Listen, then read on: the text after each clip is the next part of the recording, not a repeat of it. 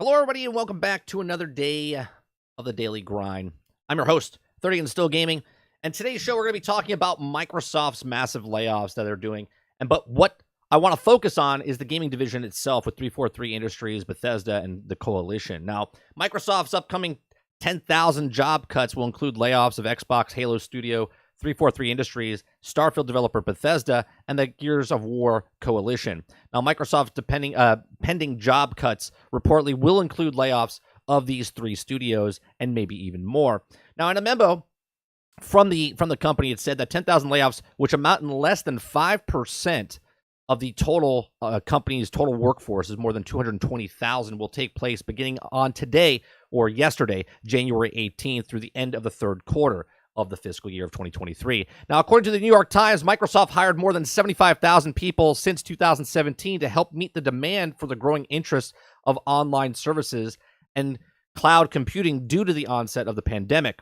Now, this is just the latest rounds of layoffs that Microsoft has done in the past. 25,000 jobs between 2014 and 2015 as a result of abandoning the company's Nokia business. Now, Microsoft was laying off hundreds of employees. Sources now suggest that 343 Industries and the company behind Halo Infinite video game has been particularly hit hard, especially the campaign crew. Now, with director Joseph Staten quitting the studio, is no secret that the latest Halo game development has had its problematic problems during this whole entire development process and after it launched. And while many believe that things got better as the post-launch of DLC is released, it doesn't appear that the issues have been resolved just yet. Now, in a particular, Halo Infinite was promoted as a genuine live service game before it was made available. Now, the campaign DLC and other significant enhancements were promised by 343 Industries as part of the comprehensive content plan. However, they haven't been able to deliver on any of those in any substantial way. Now, the most recent round of downsizing at Microsoft indicates that significant changes are coming. Now, Jason Schreier from Bloomberg claims that Joseph Staten will depart 343 Industries and return to Xbox Publishing. Now, Staten joined 343 originally to launch Halo Infinite and remained there ever since as the director. Now, Staten served as the campaign project head for 343 Industries. Halo Infinite was also whatever information we may be leaving behind might be particularly troublesome for the fans of the game of the single-player mode. Now, up until this point, I've always said when I first saw Halo, I was like, man, Halo just looks bad. And this is the very first time we saw it before it even came out. I said, there's just something about this. It just doesn't feel like Halo. And then we find out later on that they cut a whole bunch of content from the campaign. They're behind times. There's like 10-month-long seasons. There's so many problems with Halo, with the microtransactions and all this other stuff. And now they just get rid of the campaign division. So moving forward, you're like, well, what's happening with Halo? And we'll talk about that in just a little bit more. Now, Schreier emphasizes that this idea, as well as stating that the campaign team at 343 Industries was generally been negatively impacted. Even without Staten's departure as the part of the project, the job losses at Microsoft gaming team is having a significant streamlining of the company's game development capabilities. In contrast to other affected firms such as Bethesda, which we don't know what's happening there, and I'll give you what I think's happening there. 343 Industries is a particularly hazardous situation because of the work on Halo Infinite's single-player content has just disappointed the fans. I think it's not only disappointed the fans, I think it's disappointed even the developers that have created it, right? Given that according to the company's own official reports, Xbox recently enjoyed the best ever quarter in quarter one of 2023. The information may give some people some like a little whiplash, like, wait a minute, you're getting rid of 10,000 people. You just had your best sales ever, and you're getting rid of, a pretty big chunk of these studios. Although it's not a stretch to think that the present job losses and production streamlining were already planned way before they got the reports for the quarter one, Microsoft Gaming Division has reported to have brought in $3.61 billion during that fiscal term. Now, given that all of Microsoft's recent gaming acquisitions shouldn't come as a huge surprise that enormous corporations is now searching for ways to improve the content pipelines and development capabilities. Through Staten's departure might have an immediate impact, and loss of significant talent might be a major concern for studios like 343 Industries.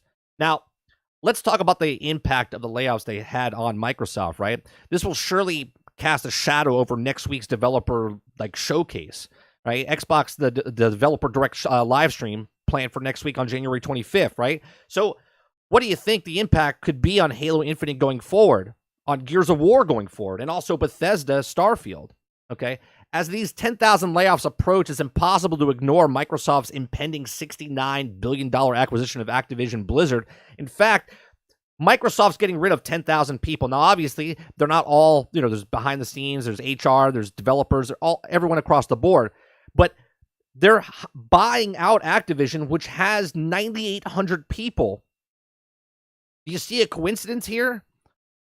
Imagine the coincidence of firing 10,000 people and then hiring 9,800 employees from a different company that you're about to purchase, right? Looks a little weird. Now, how can Microsoft justify spending $69 billion on Activision Blizzard and yet not support the major studios that already have invested in over these years, right? No matter which way you look at this looks bad on Microsoft, okay? You have to trim the fat, right? Companies have to trim the fat. Companies have to grow. They exponentially get these numbers regardless of what's happening, right? Phil Spencer has said in the past that Halo Infinite will not make or break the franchise. And now I joke about this all the time, but how can you as a company, as a lead of a company, have a line like that and not see the stupidity of it? Okay? The brand of Xbox was built on Halo and Master Chief. 20 years ago, the reason the Xbox exists today is because Bungie made Halo, and Master Chief and Halo shot it into the stratosphere, okay, to make Xbox a household name along with Master Chief and Halo, okay? So it's just ridiculous to me. Here we are 20 years later, okay, and now Master Chief, Halo, is just an IP that doesn't matter because it's just another game in a sea of games now on Game Pass. Okay, the shift is also on, right? They're already starting to put Bethesda Starfield on the back of the boxes, which typically is the rear of the next gen consoles, was there for Halo Master Chief, all over it. But now the honor belongs to Bethesda's new RPG, and now I get it. They spent $7 billion on Bethesda, and they have Starfield to make they need Starfield to be great. Not good. They need it to be great, but not great as far as like you love it great. They need it to be great of getting people to get onto Game Pass so they get you on board with buying the S's and buying the X's and getting the $1 and then getting into the next month or so. This is why Starfield is big as it's supposed to be, okay? So they need sales of Game Pass sales. Now, I believe that the whole thing here of getting rid of the campaign of Halo and getting rid of people at Bethesda. Now, we don't know too much about who they're getting rid of in Bethesda because obviously Arcane is underneath ZeniMax, which is part of Bethesda, and I don't think they're doing anything with like Redfall, but if they are, right, and these are my speculations, so take it with a grain of salt, okay, but I believe that right now Redfall's about to come out the door. It's done, right? It's done. They're making the final touches on it. So if they are losing people at Bethesda, it could be people that are already done with that part of the project. And they're like, hey, appreciate it. Thanks for making Redfall. Thanks for making Starfield. It's not going to get launched, and they'll see what happens. Okay, I don't think Bethesda, as of right now, is going to be as big as what Halo. 343 Studios, even though we've said for years that 343 was just handed the IP, and they kind of just didn't know what to do with it. Right? Their whole purpose of 343 being there is to make Halo that was handed to them from Bungie. When Microsoft took it and said, here, Bungie did this, make some magic happen, okay? And they were just the wrong studio to do it. Now, it's terrible that these people are losing their jobs, but there's also, like, evidence of what's happening, right? There's tweets of people saying the layoffs at 343 Industries shouldn't have happened. The Halo Infinite should be a better state. Reason for both of these things is incompetent leadership up on top of during Halo Infinite's development, causing massive stress on those working hard to make Halo the best it could be, right? So that's the issue. Leadership is the issue and has been the issue the entire time for 343, okay? And now the people that are getting the chopping block are the people that are the worker ants, okay? Because the people look down on them and go, well, you made a bad game. And the leadership sits there and stands on top of their box and says, well, I didn't do anything wrong, okay? It's so sad. It's so sad to me that I loved Halo. But when I looked at Halo Infinite, I went, There's something wrong about this. And you people that are just so, and you know who you are, you defend it and say, it's Halo, it'll be fine.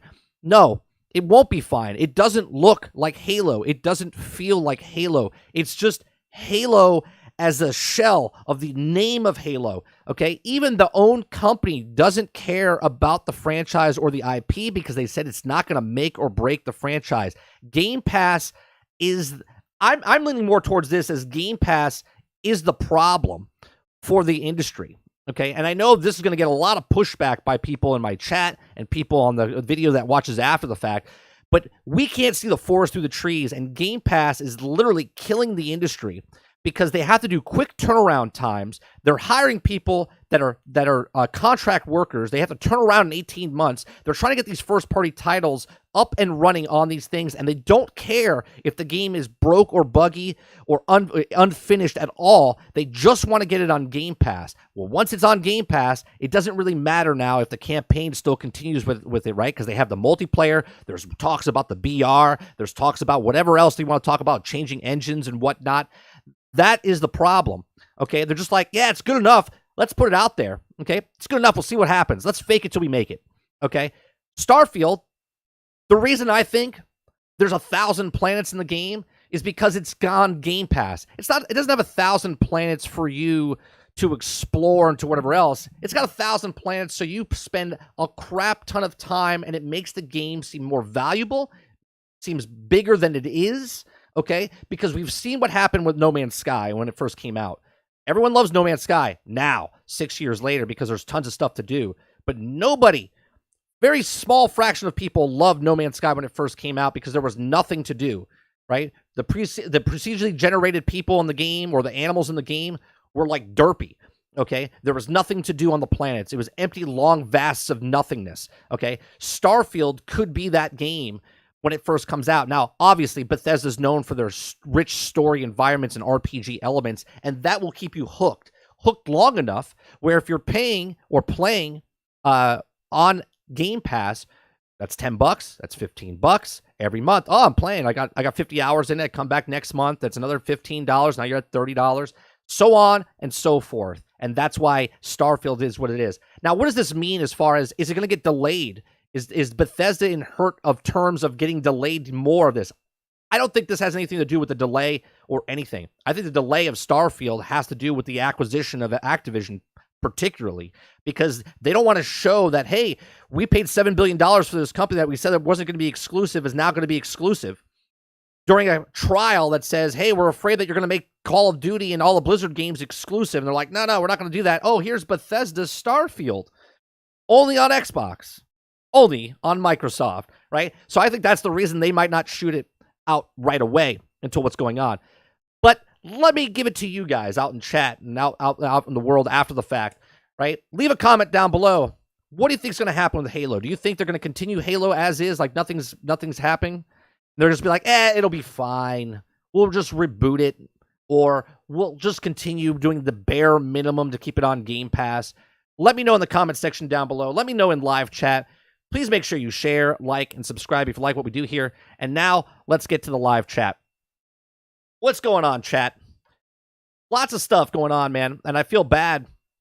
I feel bad for the people that lost their job. I had to call a friend of mine because he literally got hired. He's not a developer for any game company, but he works for Microsoft in sales or whatever. And I was like, hey, did you lose your job? And he's like, no, but a bunch of people in my division did.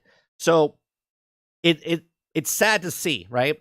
And obviously, does cutting people help the business? Well, of course. They're like, yeah, well, we got to trim the fat. We're not going to make a lot of money here, but they want to make as much money as possible, and they want to have temporary help come in and work on games, and then they leave, and they bring new people in, low cost. Right? They don't really care. They don't really care about the franchises. I'm kind of worried about Fable now. I'm kind of worried about any first-party title that comes out of Microsoft now because they're building these games for Game Pass, which is a faulty foundation. We read the article last week or earlier this week about the independent developers worrying about the streaming service type of stuff. Let me go to chat here and see what's going on. What's going on, Sarge? What's going on, Jesse Mack? What's up, Creature? Water? Stealth? Thank you very much for the using the gifted membership. Appreciate that. Jesse says, so they lay off their passionate best devs. Teams I blame higher ups, and now just want what happens to Starfield. We not until next year's probably. Well, look, it could come out. It could come out tomorrow. You know what? And people would be like a pig in crap, like a pig in mud, right? Be like, oh, Starfield's finally out, and they would absolutely love it, regardless if it's broke, buggy, unfinished. I didn't even play it, even if it's free. Halo Infinite was just like the TV show, a guy in a Spartan armor. Right. But Game Pass is the best for indie games. Not true. We read an article from an indie game publisher, and they said early on in the cycle of the consoles, it's really good, right? But once you're 2 years, 3 years into the cycle, other game companies have now made other games, and they're all competing to be on Game Pass, right? So independent or not, the larger titles, AAA games, older games, newer games that had years of development are all now on Game Pass. So the indie developers get kind of snuffed out. I started Red Dead Redemption 2 over again until Hogwarts comes out.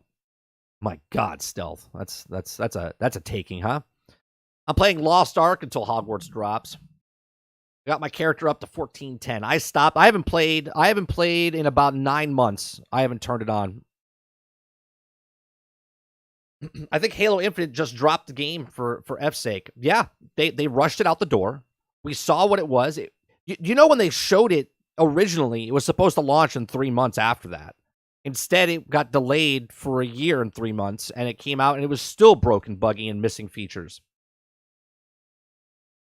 All to screw people just to save $1 million, just pure greed. Yeah, this is why Xbox fails, and they don't care about the franchises.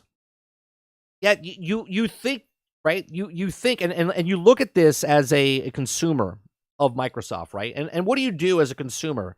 Do you stop supporting? Like, think about this. Right now, you're in a state of mind that you're upset. And I'm not saying you, Dave, or anybody, right? But you look at this and go, oh, God, I hate that they're doing this. They're ruining our franchises. And you're like, poor people that are developers that can't, that lost their job. You as a customer, what do? You're like, you know what? I'm not supporting Microsoft anymore because I don't want I want the rest of the people to lose their job. You see what I'm saying? It's like, what do you do? What do you do? The best case scenario, it's so ridiculous, is that, well, it's Game Pass. Right? I would be pissed. I would be pissed if I paid $70 for Fallout 76. I would be pissed if I paid $70 for Halo Infinite. Okay? Halo Infinite, if I'm not mistaken, sold 2 million copies. Like, think about that. Okay? 2 million copies. It's on 30 million systems right off the bat. Okay? And they only sold 2 million copies. Now, I know 2 million copies doesn't... I mean, I would love to sell 2 million copies. But that's their number one franchise. And the people that say they're fans of the game, I feel like Starfield is going to be the exact same way. You're going to see sales numbers really low, but you're going to see a lot of numbers of people playing. They don't actually share the number of how many people actually play or sales anymore, right? They hide all of it. You got to fake it till you make it. You put a tweet out saying lots of people, or thanks for the community, like you in broad things, right? Thanks for all of you people coming out to support my stream. Thanks for everybody to come out, right? Even though it's like one person in the stream. You see what I'm saying? Take the P out of Game Pass, and what do you have? That's what's happening to Game Pass, to go to Game Pass first. Game Pass is terrible for AAA titles. It's good for indies beginning to get people to play the game, and bad for the indie developers money-wise. Right, Water, we had this conversation for Game Pass where the developers get the money up front. And if you're an independent developer, let's say I make a game. I've never made a game before. But let's say I make a game and I'm like, you know what? I want to sell 200,000 copies. That's my goal, right? I want to sell 200,000 copies. And then all of a sudden, the developers say, they go to Xbox and they're like, we'll put you on Game Pass. And they're like, oh, cool. They're like, what do you think your sales are going to be? And you're like, well, I'm gonna do. I think we were projecting 200,000 sales, and they're like, all right, here's 400,000 sales for your game that you created. They basically buy that game up, okay, and they put it on Game Pass. For Game Pass, it looks like more value because there's more games on Game Pass. for the developer, it's nice because they thought they were only going to sell 200,000, and now they sold 400,000 worth of stuff, and they got the money up front because there's no microtransactions in the indie game. It's just that's what it is. It's sales.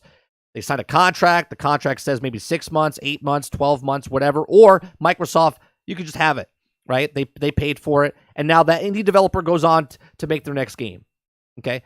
Well, once there's a lot of games on there and other independent developers are trying to get on there, well, now the list is longer and bigger and more bloated and saturated. And how is that indie developer look at independent films and documentaries on Netflix? What brings you to Netflix? Do you go to Netflix because of a documentary? Sure, you might scroll down and see it, but you're going there because the big name star happened to make a movie. It's on the top screen, Stranger Things, Witcher, whatever, and then that's what you watch. But all the rest of the independent developers or filmmakers are there, and you're just scrolling through it, right? Because it's saturated. There's so many people making movies, so many people making video games, and you're just paying, and you're not upset because you only pay $10 or $15, all depending on what service you get on whatever system you're getting. So you're like, if the game's broke, it's no big deal. If it's not finished, it's no big deal. I'll come back and just do it. That's what they did to Halo. That's what they're doing to Fable. That's what they're doing to all these other first-party titles. This is probably why they got scale bounds, just so they could throw it on there. Look at Crackdown 3 when they did it. They're just like, yeah, put it on there, right? They don't care about their first-party titles. Look at the difference between what Sony's doing with their first-party titles and what Microsoft is doing with their first-party titles. Not only is Sony protecting their first-party titles because they're not putting them on day and day on their pass over there, okay? They're letting the customer go, you know what? I want to pay for God of War. I'll pay the $70. I have a good experience. The game is not broke or buggy, okay, for the most part, right? There's little bugs and issues with all games nowadays, but the game is solid. Horizon Zero Dawn is solid. You know, Ghost of Tsushima is solid. Spider-Man is solid. And they don't put them on their service right away. They let the market buy up what they want. And the people that are going to wait will wait. And they'll pay $40. Then they'll pay $30. And then they'll wait. You know what? I'm just going to wait till it comes on PlayStation Plus. And then I'll rent it when it comes out there. Right? And that's what they do. Microsoft's like, day and one, just put it out there. We don't care. It's not going to make or break the franchise. Just Game Pass. And that's what it is. I haven't supported them since the 360 and had to send me 10 times to Red Ring of Death repairs. Oh, I had 6 myself, Dave. 6 myself. Right, that's the point. Having the console, you have a gaming PC and a PlayStation 5. You just add to Game Pass. Microsoft doesn't really care about the first-party titles anymore. Halo is trash. Starfail Field will be broken. Redfall is MIA. I think these games will be good, right? But at the same time, if they're not, again, it doesn't matter. Because the small percentage of people are paying for the game, and the rest of the people are just renting, right? Why they ruined the first franchise of Xbox is Halo, because Microsoft keep on buying companies while they're buying a lot of companies and making a good game. True, Jesse, right? They didn't make Starfield. They didn't make Redfall. They didn't make all these other games. They just bought them and they put them on. Which, again, it all depends on what side of the spectrum you're looking on. If you're a gamer, you're like, oh, cool. I'm an Xbox guy. They just bought Bethesda, all Bethesda games on Game Pass. That saves me a ton of money on my car insurance. Okay, right? I don't have to buy Redfall. I don't have to buy Starfield. I don't have to buy Elder Scrolls. I don't have to buy Elden. You know what I mean? Like, I don't have to buy Avowed. I don't have to buy anything that company is making. So every year they come out with 1, 2, 3 games. It's all good. It's all frosting on the cupcake. Okay. Any first party title, Forza Horizon, cool. Give it to me. Right. That's what it is. PlayStation first-party titles, believe it or not, are all very, very solid, stable, and complete titles. That, and they believe, Water, that they make the money up front. They're like, we're putting our titles out there. We're going to let them make the money that they're going to make.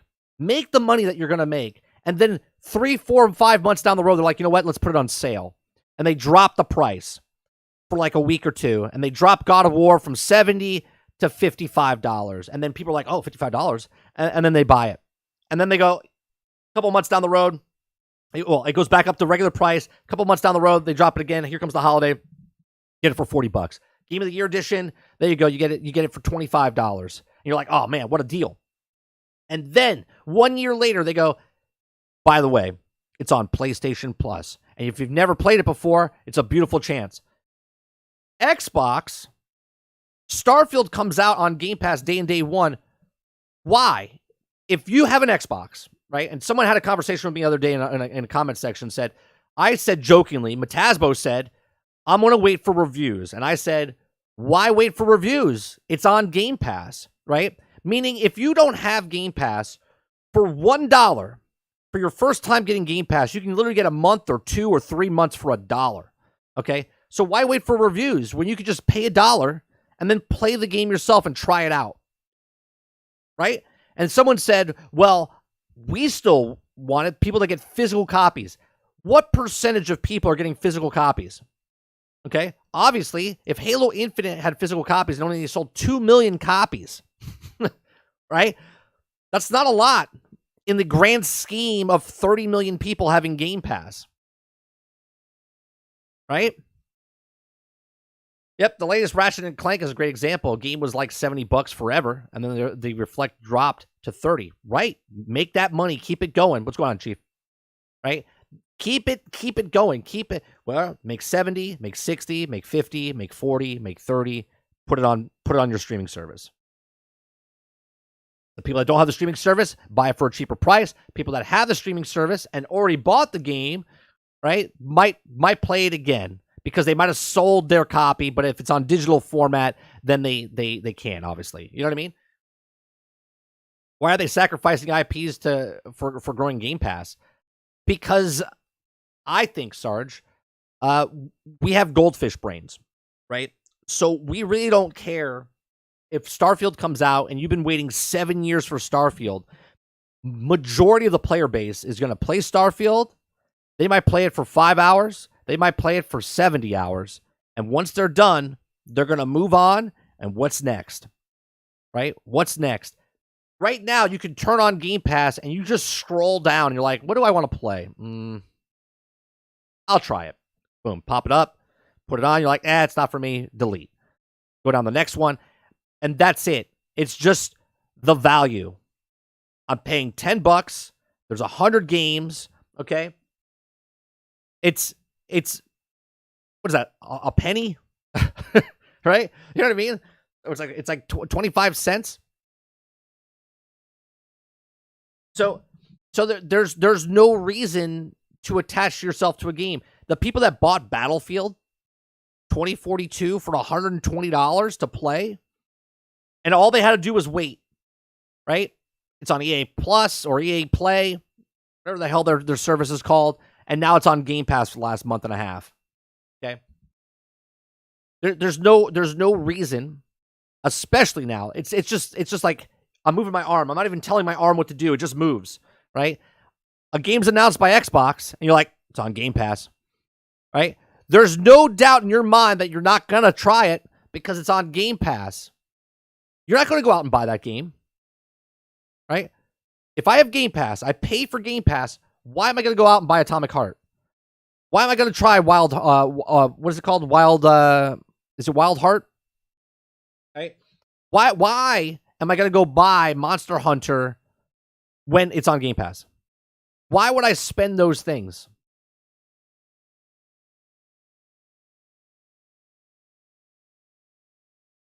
Yeah, Wild Hearts. That's what it is. I didn't say why. I said purposely sacrificing IPs. Oh, yeah, they are. They're just like, pick up Fable. Let's throw Fable out there. Let's give it to a company that's never made an RPG before, using in-house engine to make a game that's an RPG. Let's give it to them. Let's give 343, who doesn't know what it is, and give it to them to make Halo. How is it? Say what you want about Bungie. But how is it that Bungie, in the last 20 years, has made 2 franchises? 2 IPs that turned into multi-billion-dollar from one studio. Bungie made Halo, and it was a smashing success. They make Destiny, smashing success, right? One studio. Meanwhile, Microsoft has studio after studio after studio after studio, and they barely make a game. Say what you want about Rare and Sea of Thieves, but when Sea of Thieves came out, it was a half-ass, incomplete game. 4 years later, Sea of Thieves is a phenomenal game, okay? But when it came out, you paid $10 for that Game Pass, and it was a shell of a game. But you can't cut corners and save money. Not on the line for the game. You're just going to Game Pass, right? The 10,000. Obviously, Halo's done. Halo's done. The campaign is done. They could hire more people and try a different campaign. Halo Infinite is done. The campaign is done.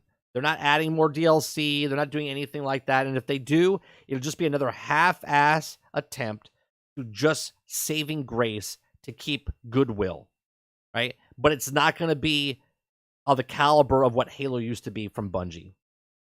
That's never been from 343, okay?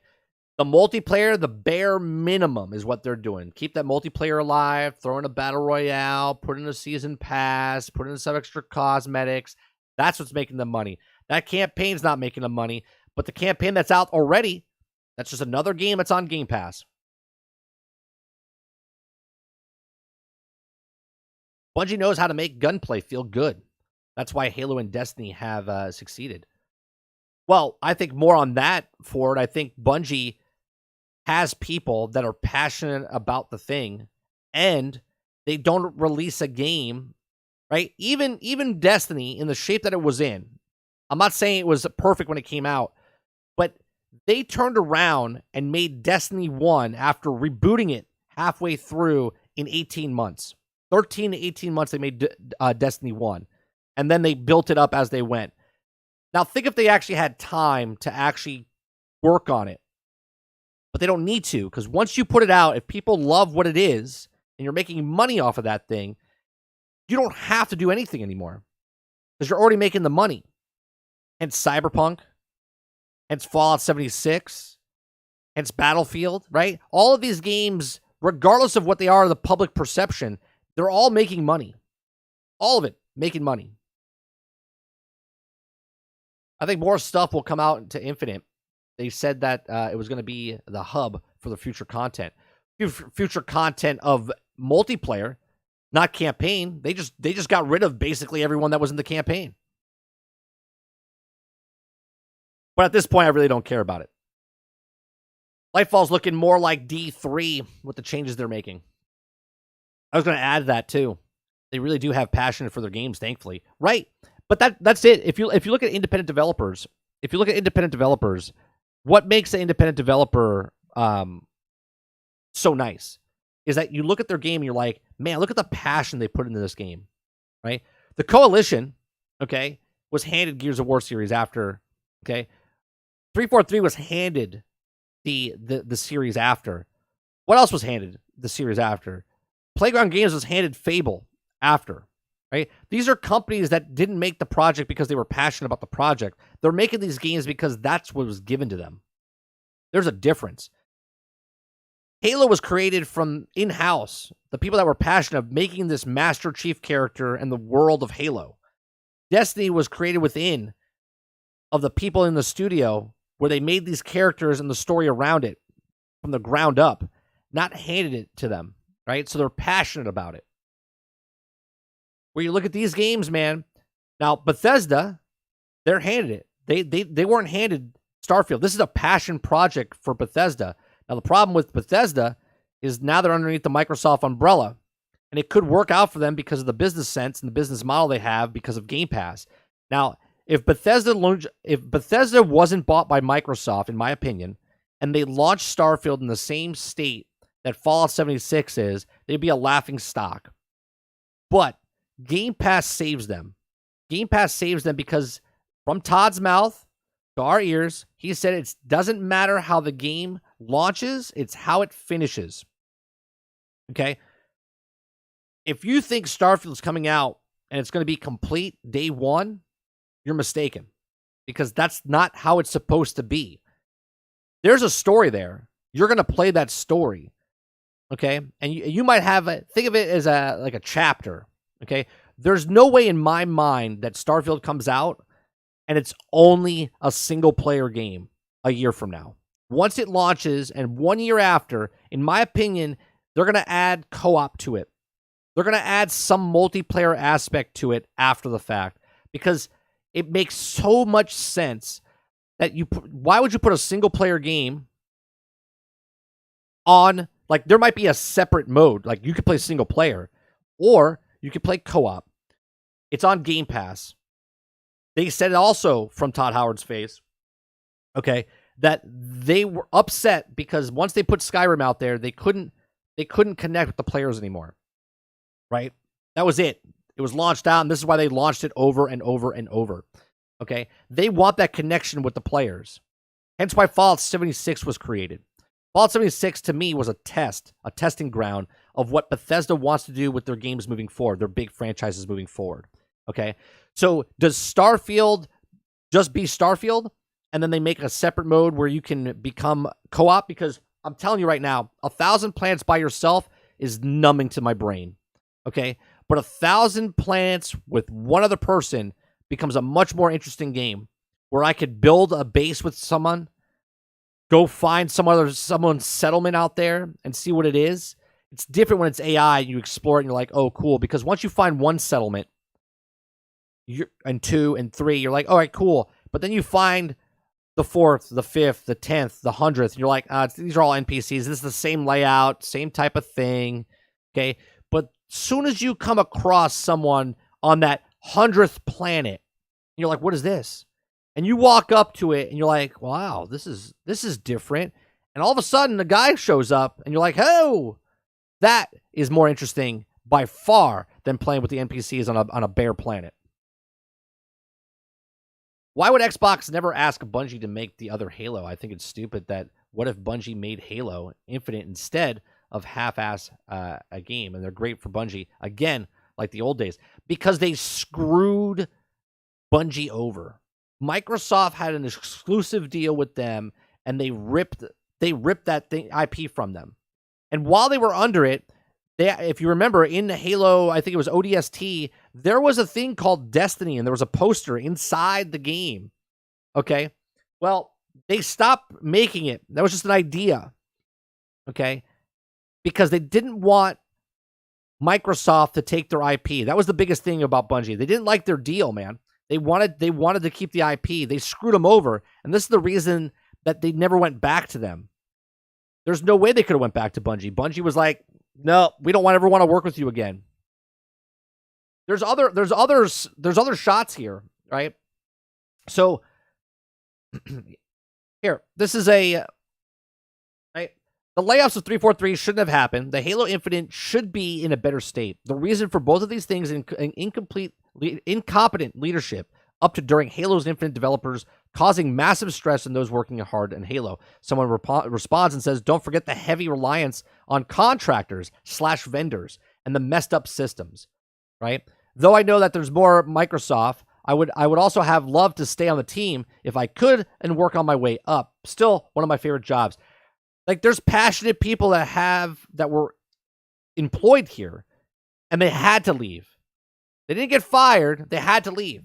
Because once they're done with their 18-month contract work, they can't get hired again for 6 months. Well, do you think that person's going to wait around for 6 months and then try to come back again? No, they're going to try to find a stable job because they have a life to live and their family to provide for. So they just move on to a different company. Okay? Goes on and says, oh man, that contract stuff is a whole other can of worms that pisses me off. So many amazing people and talented that just disappear. Right? And then another person says, thank you for speaking up about this. As someone who was on Xbox research and Xbox ambassador team, I never felt like I could speak about my professional experience. Thank you for standing up. Right? There's all these, there's tons of tweets of people that did this. Right? No shot they will make Starfield into 76 multiplayer. We'll see, Sarge. So you think that Starfield's it's coming out single player and that's it? You don't think they're going to add a game mode or a story moment, a DLC, or something to make co-op? Or I don't mean multiplayer as far as like you're getting 32 people on the screen. I am reading the sentence. No shot. They will make no shot. No shot. They will make Starfield into 76 in 76 multiplayer. They will make Starfield is that into 76 multiplayer?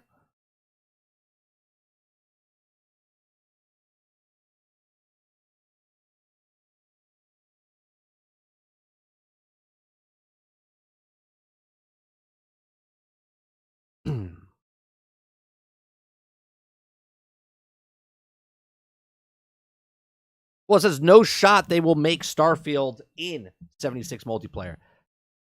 So you don't think they're going to make it? You don't think they're going to make Starfield into 76?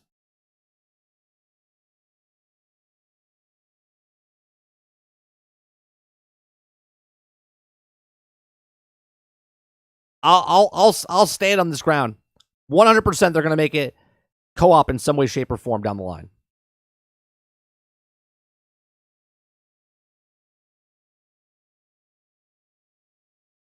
From everything Todd Howard said, it all lines up. Yes, they will make Starfield into 76. Well, you said no shot.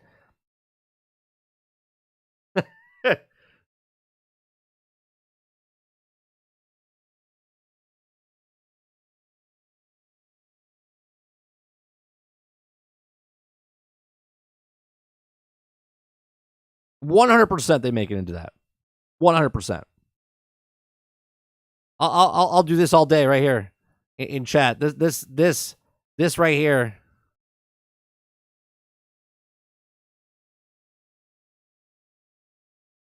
It's gonna happen, chat. It's gonna happen.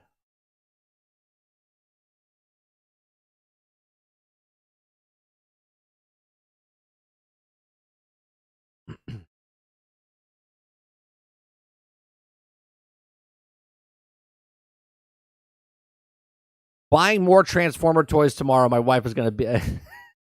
Stealth is addicted. He's addicted. I blame myself, Stealth. I blame myself. I bring up stuff to you, and then you buy Legos. I bring up stuff to you, you buy Transformers. What else have I done? I'm like, hey, have you seen these things?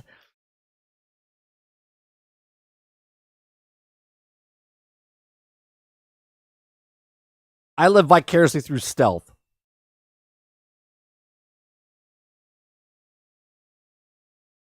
I like these little Q figures.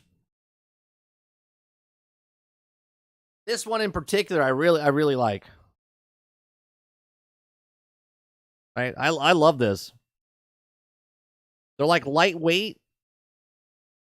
I don't know. I just like them. And it's good. It reminds me of the Disney Infinity characters.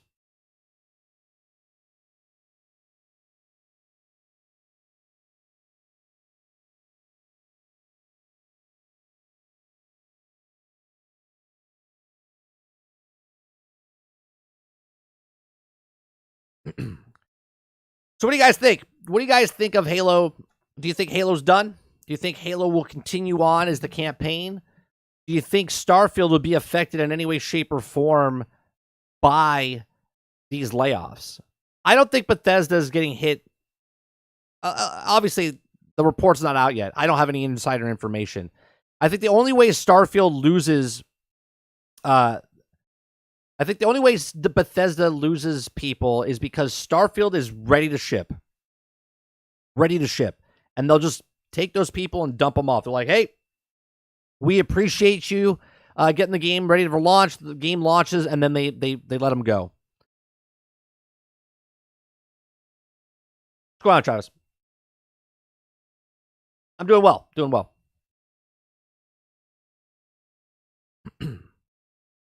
I think they're just letting I think Bethesda Coalition's making another IP. They're making a brand new IP. That's going to be interesting to see if that gets canceled or whatnot, but I don't think it will.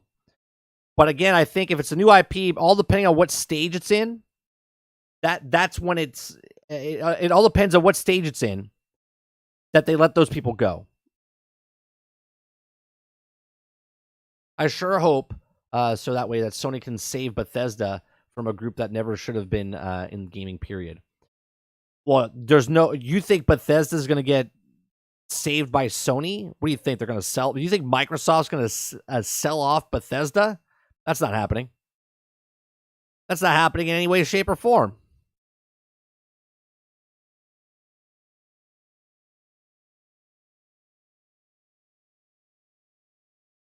I'm thinking of dropping the Xbox console. The games just aren't there.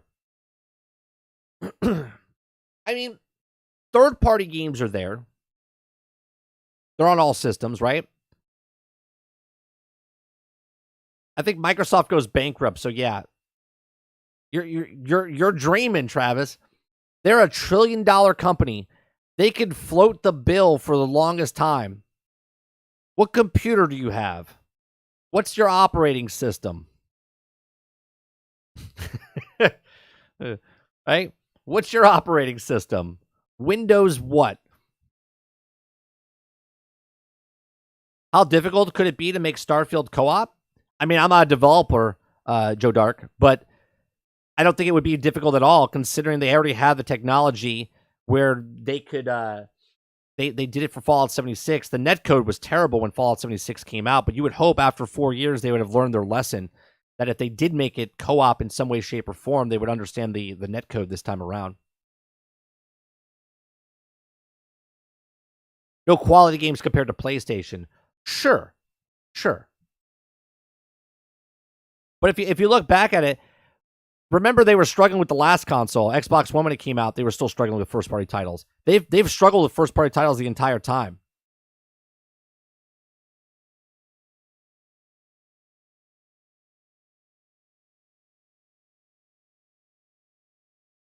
I have Asus that runs Linux. All right, well there you go. You're the small percentage.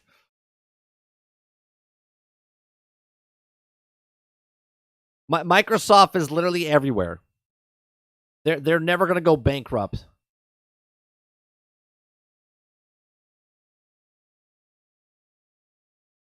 The difference between Microsoft now, if you're talking about Xbox and PlayStation, I can see them like folding down the line and saying, and I'll be honest, I don't ever see them just folding Xbox. They're just going to have it there. They'll keep it alive. Where Google's like, whatever, we'll just get rid of Stadia because they never had a shot. Xbox is okay being fourth or fifth in every category.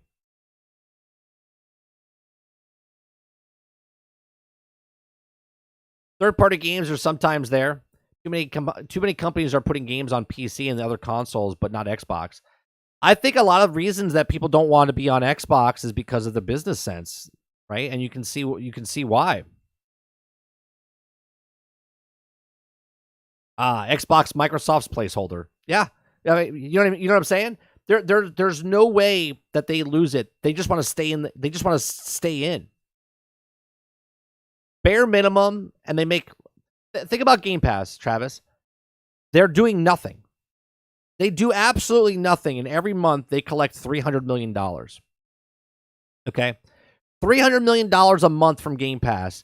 They could literally take that money from Game Pass every single month and take a company like Rockstar or Star Citizen and fund a game every month the size of Star Citizen, the size of Grand Theft Auto, right? So technically, every month they could start a company up and put money towards it to make the next Grand Theft Auto type title game, $250 million, $300 million game. And 5 years down the road, they could make it, right?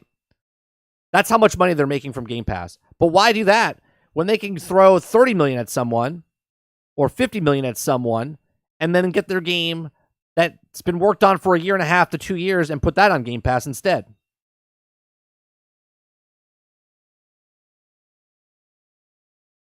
They're staying in the fight, but all the gamers are looking at it like, dude, you're knocked out of round one. Just down already.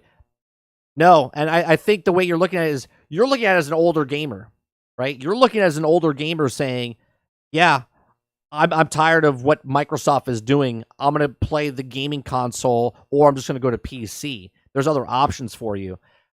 But when you have a 6-year-old or an 8-year-old or a 10-year-old, and they don't know what we know as adults and what the company has gone through, all they see is, oh man, there's a game coming out, and Timmy wants to play it with his friends.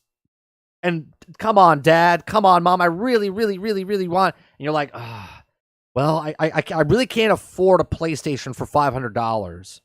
Okay. But I can afford a $250 system that has 100 games on it that I paid $10 a month on. Okay. Hence the Xbox Series S. Hence why they have 70% of the market, or 70% of the sales between the X and the S is the S.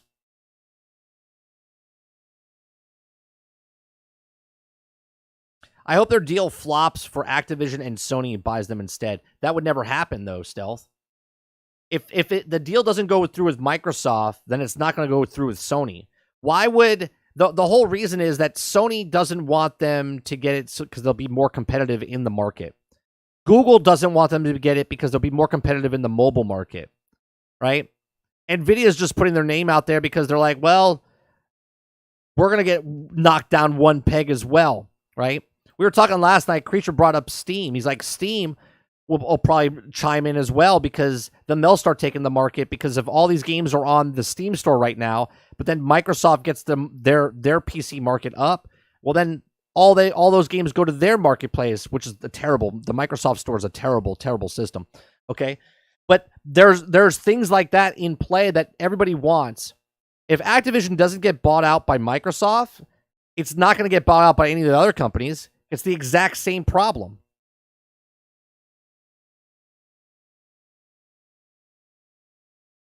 Sony can't afford them anyway. Market value, I don't know what. You're probably right.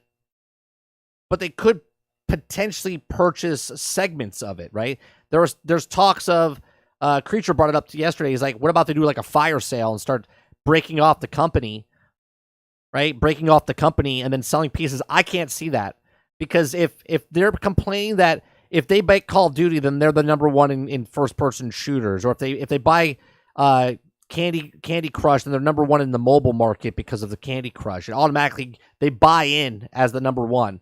Well, if Sony does that, then they're number one. If Google does that, then they're number one. If Amazon does it, they're number one. If Tencent comes in, they buy it, they're number one. So what happens to Activision, right?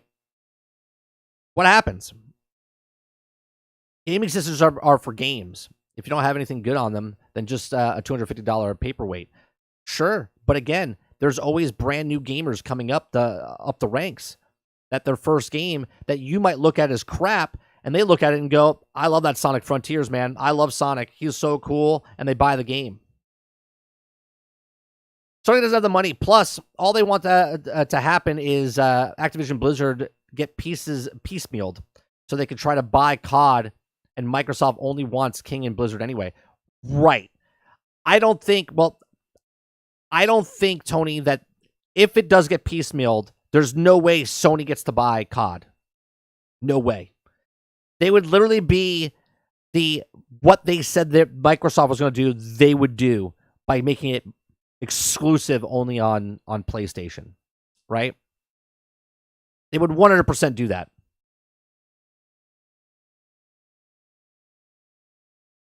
If the EU has a problem, right? If the EU has a problem with Microsoft, then Sony would have the exact same problem. You see what I'm saying? With the piecemeal stuff, whoever buys it, like who gets what?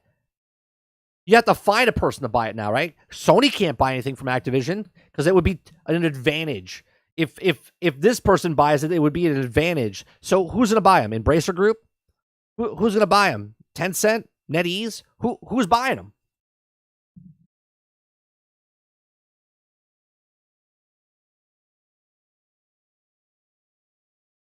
Sure they can. They have more money than Microsoft, just not here in America. No, they don't have. That's false, Travis. They do not have anywhere near the money that Microsoft has.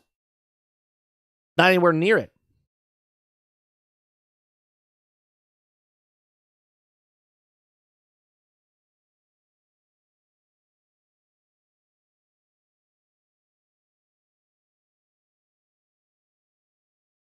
Sony is at 107.32 billion.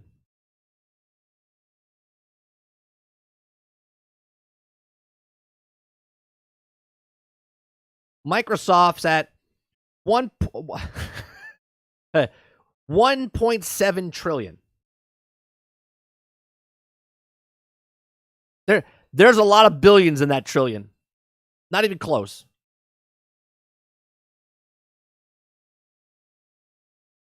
I still don't think the deal fails. Either do I, Reese. I think it's going through regardless.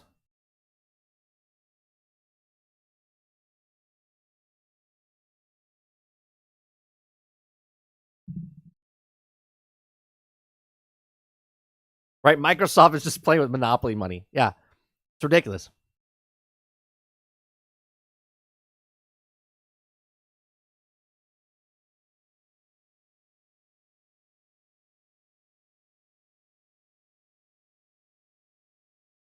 Let's see. Microsoft has a market cap of over $2 trillion. Sony's about $150 billion. For years now, Microsoft has maintained over $100 billion cash on hand, and they can write a $70 billion check for the gaming division like it's nothing. Okay? Cash. $100 billion cash. Microsoft could buy Sony if they wanted to.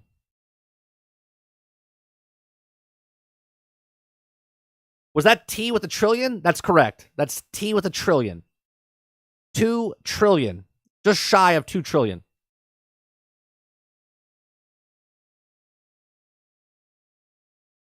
Well, yeah, well, you're on the first name basis with Lucifer. That happens. Right. You see what I was saying? What do you think about the idea of making Game Pass $3 a month with ads? I think it's absolutely trash, Joe. I do. I think it's absolute trash. Okay? Think about this, right?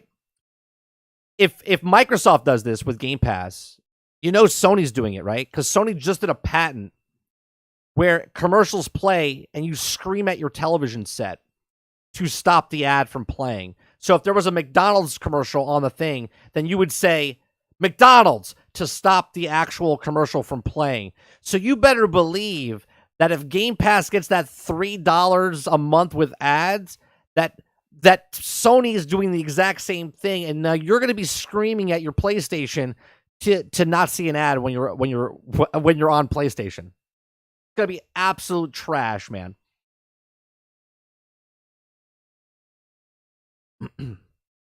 They don't want you to pay the $3 a month to get the ads. That's there for people to go, oh, $3? Okay, I'll get it. They want the ad company to give them money up front, and then they want you to not pay for ads, and they want you to get the higher tier so you don't pay for ads. Right? But they show the ads that, well, we have this many people on Game Pass. Man, they have to raise the price of Game Pass if they want it to profitable going forward with these day one AAA titles and ever rising costs of labor and tools. Sure, Tony, but here's the thing: can they raise the price yet? There's not enough first party titles yet. So what happens, right? Now that's a good point to bring up, though, right? Because they want to raise the prices, but they can't raise the prices yet because if they raise the prices, not enough first party titles. Now you got Redfall coming out. Then you have Starfield coming out.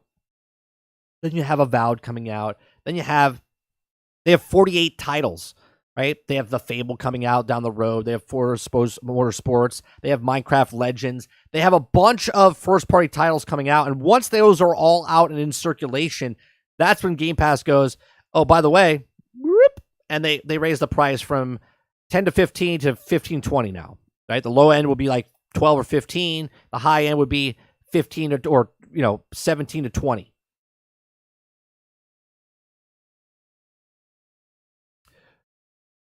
Well, I do benefit to people that can't afford it and allows them to have access to games they can't afford before. Sure, absolutely. And this is why the business model is as viewers, as customers, we look at this and go, Game Pass is a phenomenal deal. And I'll say this.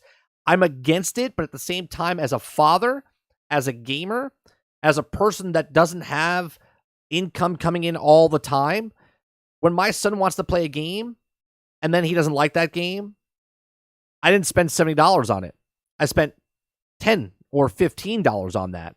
And then he could just delete it and download the other 99 games and then 98 games and then 97 games, right? And he could just keep going. And then every month there's a brand new game coming out in some way, shape, or form. And then he can play that or try that. It's a fortune saver, okay? So obviously as a consumer, I'm like, this is a fantastic deal. But what we really don't understand is we're literally destroying the industry by doing this. It destroyed the music industry. It destroyed the movie industry. And now we're doing the exact same thing with the video game industry. And everyone's like, yeah, it's okay. Like, I don't understand how people don't see it. Artists, directors and actors, and now developers are all in the same boat, right? Artists didn't like the way it was because it killed the radio, okay? It killed all that stuff. Now it's just streaming 99 cents. Instead of, you used to have to buy an album, and you might have went like one song, but now then you paid for just one album or like one song, and now you don't pay for anything. Now you're paying a streaming service to listen to the artist, right? So how many people are buying albums still? Who still goes out and buys DVDs for movies? Who goes out and buys CDs for actual music, right? I don't even think we have. I don't even think we have a brand new car. It does not have a disc player. Like if I wanted to put a CD in, I couldn't. Right? So you look at the movies and stuff. Now look at video games. The exact same way. It's going the exact same way. I mean, like you were saying before, they'll all be like that Netflix and have a $10 ad tier and then $20 no ad tier. And just like that, they really want to all be $20 all day to skip the ads. Absolutely. And they just turn up the dial. They're like, well, we played 3 commercials in this spot, but let's put it up to 5. And then someone's gonna be like, oh, God, I can't stand these. You know what? I'm just gonna pay for it. I'm just gonna pay for it. There has still be old school, but free day one game that's not any good. Does it matter though, Travis? If you're bored, you'll play something, right? That's pretty good. That's pretty good. I didn't pay anything for it, so what's the big deal? I'm enjoying it. It's fun. Question. And it ties into, but do you ever watch The Simpsons? I haven't watched The Simpsons in 15, 20 years. You know what? Over 20 years. I haven't seen The Simpsons. Yeah, I'll pay not to have ads on most things. That's why I stopped watching Twitch. I can't stand Twitch. I can't stand it. It's so aggravating. They're all on the streaming service, my dude. Doesn't mean they have to have no faith in the game. It means that they have all the faith. It'll bring in people into the service. Right. Right. The game doesn't have to be good. The service as a whole. Right? Here, let me try to put an analogy together. Right? Let me try to put the analogy together. Club owners and bar owners want to get people into the actual bar. They don't care that the food is mediocre. Right? So they'll put the shitty wings or fries or mozzarella sticks, whatever, to get you in. Okay? They're trying to sell you the alcohol that's there, right? So they get you in with the other things. So the food is shitty, and you come in, you're like, the food's okay. But the people that are in the bar, I'm having a blast with, and the drinks are fantastic. Right? You see what I'm saying? It's not about the subpar stuff. It's about the entire package sold together. I know it's a weird analogy. You're having fun with the place, not the actual single product. If the fries are bad, you tried the fries, you don't eat the fries again the next time you come back. You just try something else. Except I don't go to the bars because they all suck. Regardless, if you don't go to a bar, that's what it is. It's like hockey games. I have $1 beer dog nights, shitty game, beer, and food, or do they just want you to sit buying tickets and such, right? The value's got to be there for you, Tony, right? The value's got to be there for you. And if the whole package is there and you're getting the dog, you're getting the drink, you're getting the tickets, the game, you're like, you know what? It's actually pretty good. the team sucks. The food sucks. Everything sucks, but you actually have a good time because you brought your kid with you. You brought your family with you, and you're watching a hockey game or you're watching something, and you're having a good time. That's what it is. Game Pass is to have that good time. Regardless, some people will find enjoyment in one game. Look, I'm going to be playing Power Wash Simulator when it comes out with their update for the Tomb Raider thing. Okay? People make fun of it. I enjoy it. Okay? That's on Game Pass, right? That's what it is. I enjoy myself. Does it matter if the game is good or great or fantastic? As long as I'm having fun, and I'm talking about in general, right? The people look at what a great deal. A bar is just a crappy restaurant with subpar food. Game Pass is just a way of saying these games are shit, and we know it. Right. You see what I'm saying? But that's what it is. It's exactly it. The games are subpar food, right? Game Pass is the restaurant or the bar. The games itself on Game Pass are the food. Did you hear about what the Rockstar said about Game Pass? I did not. Power Wash Simulator was a nice de-stressor game. I liked it. I really did, Ford. I thought it was methodically. It was like a zone out type of game. I played a lot off stream, but I played it on stream as well because I would see how fast I could do it, and it's a great game. It's a great game where I can interact with chat while I'm playing. You know what I mean? We could talk about the random things and whatnot.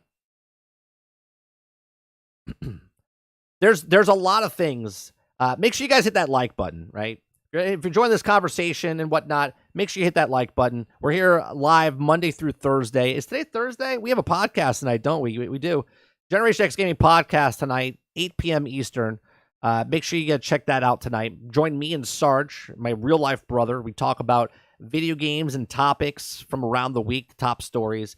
It's a good time. It's a fun show where I get to hang out with my brother for 2 hours each week, and we just bullshit and rant about the video game industry, stuff that we've grew up with. So we've been playing games since I was 3, and I don't know when he started playing. I think, obviously, I'm younger than him, but together we've been playing for well over 70 years because we're both in our 40s.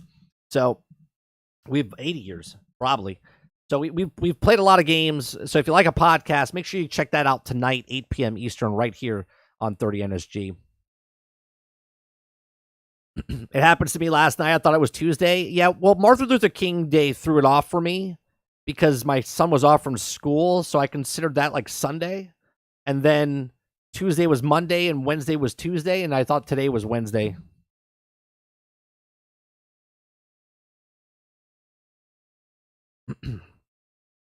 Let's see what you guys are saying here. Rockstar said if they put GTA 6 on Game Pass day one, they won't let them have it on Xbox at all. Okay.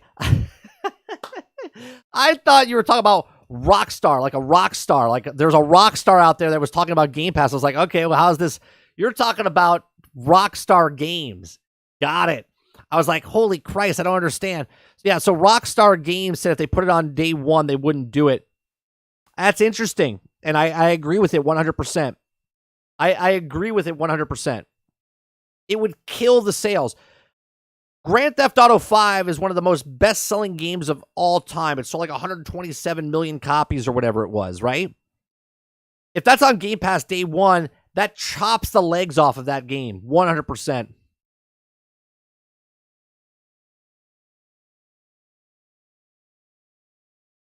Worried about the future, not now. Game Pass has a lot of fantastic games, but how sustainable is that, and how are the money from that? Are they AAA studios to make better ones? I had to work Monday, so it was just another day. Yeah, I feel you.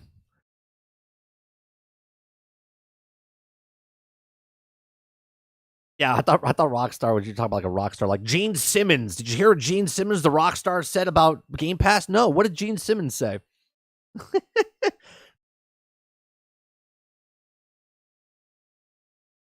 Rockstar makes the decision to make to be on Game Pass, not Microsoft. Well, technically, Take-Two would make that decision for them.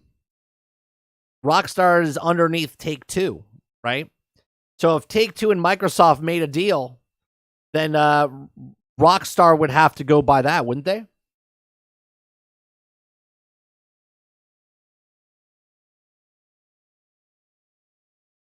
I'm not even a GTA fan, and I'm applaud Rockstar for taking that stance. Look, I've said it in the past, before even PlayStation came out, I like Game Pass for what it is, but at the same time, I think they're killing the industry because they're chopping the legs off of games that should get full prices. But again, because they're not getting the full prices, and they could just put it out there, like, okay, for instance, let's wait for Hogwarts Legacy to come out in a couple of weeks. It's not coming on Game Pass in any way, shape, or form. Okay, it's a standalone AAA title game, the first from that company for AAA games. Okay, and if it comes out and it's like a God of War, and I mean like it's just a beautiful game, well rounded all around. Just and you look at the tender, loving care the developers made of this Hogwarts game, and then you look at a game like, well, even Cyberpunk had its problems, but on PC, it was a beautiful game, right? You see the developers take the time to put time and love into this. Then you look at the game companies that are putting it on Game Pass, and a lot of games, AA, AAA, that are coming onto Game Pass are just kind of like, here you go. It is what it is. We make our money for what it is. Exactly. It's killing the industry, and Microsoft is doing it because none of the Microsoft staff is a gamer in any way, shape, or form. I don't even know if it's that. I think the way that Microsoft looks at it as the way they took control of the operating system for this is, if you look at Game Pass, it's almost like an operating system for gamers, right? Game Pass is Steam, is Epic, is, you know what I mean? It's on-demand video games where they're putting it on Samsung televisions. They want to try to put it on the thumbsticks. They want it to be all digital. They have the cloud. They're looking to make this, no matter where you are, how you do it, they want you to play on Game Pass. And Game Pass is like, they want it, in my opinion, they want it to be a household name where, like, you say, hey, you're watching NBC or CBS or Fox, you'd be like, oh, you got Game Pass? Right? That's it. Like, Xbox is gone. Game Pass is that thing. No matter where you are, Game Pass is going to be on a television, on your phone, in your pocket, whatever, tablet, mobile phone, TV screen, at your mother-in-law's house, in the doctor's office. It's just Game Pass. Yes, technically Take-Two is the parent company, but Rockstar seems to move on their own beat regardless. Oh, sure, Ford, because when you're the number one highest selling piece of entertainment, you kind of get to say something at the table, right? You've earned the respect of the people that actually bought you.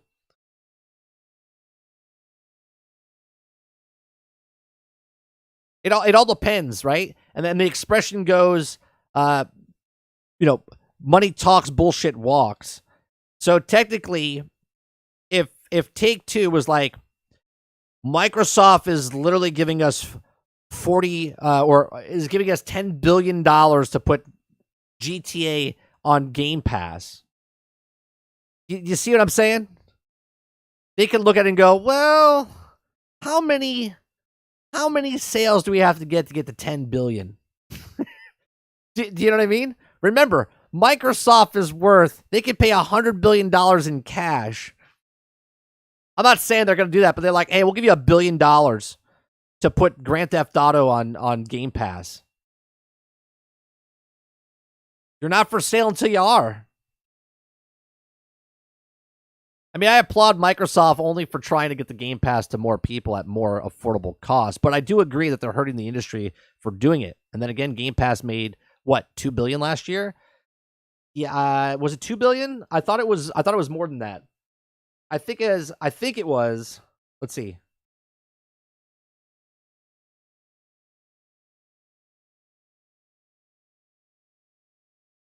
Yeah, $2.9 billion, just shy of $3 billion. Like, think about that. $3 billion. And that's with nothing on it. Imagine if there was something on it. I'm going to ask, but have you ever seen the show Billions? I ask because it relates to this conversation. I've never even heard of Billions. Never even heard of it, Travis.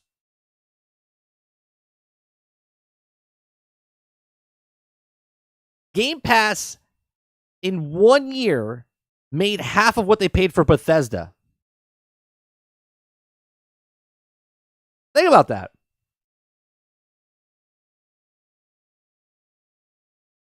And if you think that Starfield's going to come out and it's going to be like flawless, no, it's going to be subpar. It's going to have its problems.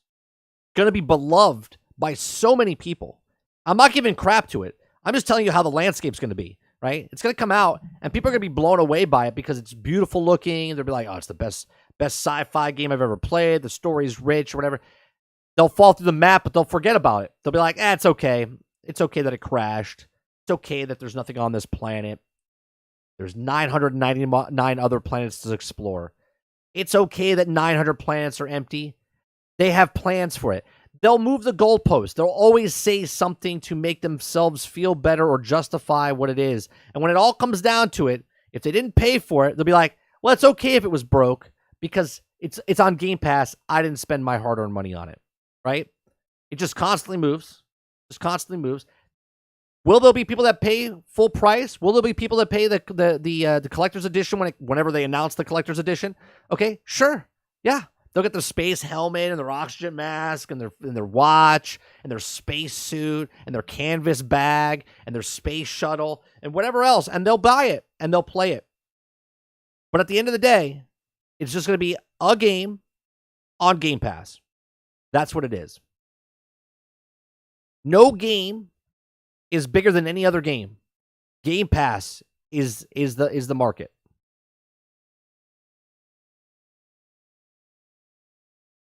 Exactly. If they get Activision Blizzard and put Diablo, Overwatch, and on PC Game Pass, WoW, and StarCraft, it'll just get so much bigger. Well, I think, Tony, if they get Activision Blizzard, the deal goes through, let's say it goes through in June. Okay? Let's say it goes through in June, July. Screw it, September. By the following year, 1 year after it goes through, I would guarantee you that World of Warcraft becomes a console game. They've already made changes to the console, or they've already made changes to the actual controller where you can actually use a controller, an Xbox controller. You can also use a PlayStation controller, but you can use an Xbox controller. They've already mapped it out, official support to use a Xbox controller inside World of Warcraft. Okay? Why would they do that? Leading up to the purchasing of Activision Blizzard. Right? I say 1 year after, World of Warcraft will be on console, and it'll be on Game Pass.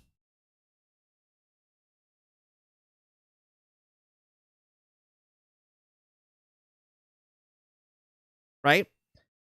And Overwatch, StarCraft, Diablo, right? All of these games on Game Pass.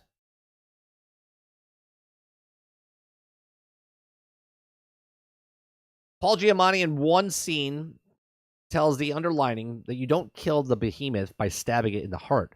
You choke it out, strangle it until it begs you for mercy. That's Microsoft to gamers. Good analogy. I may actually play WoW for the first time ever. If it does get to Xbox, I loved StarCraft PC back in the day. I mean, Overwatch is free now. Person shrugging. Yeah, it's free, but they could put it on the Game Pass, and that's just more revenue for them, right? Like right now, sure, it's free and you can play it, but I mean, so is Halo, right? Halo multiplayer is free. You don't need Game Pass for that. But remember, there's that single player aspect of the game that's coming out, and that's not free.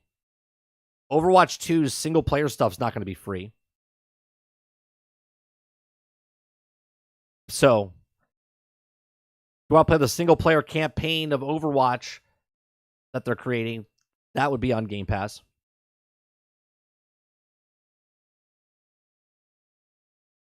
$20 are on sale. They're worth $30.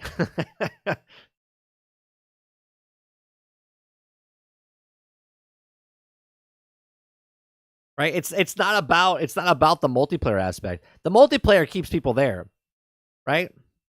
They put a playground in a field because they want to keep the kids over there just to play in the playground. That's what it is. That's what multiplayer is. Free multiplayer is the playground in the open field. Just come on over here. Let me put the food truck there so the parents that are waiting can buy a cup of coffee or buy a taco, right? Making myself hungry.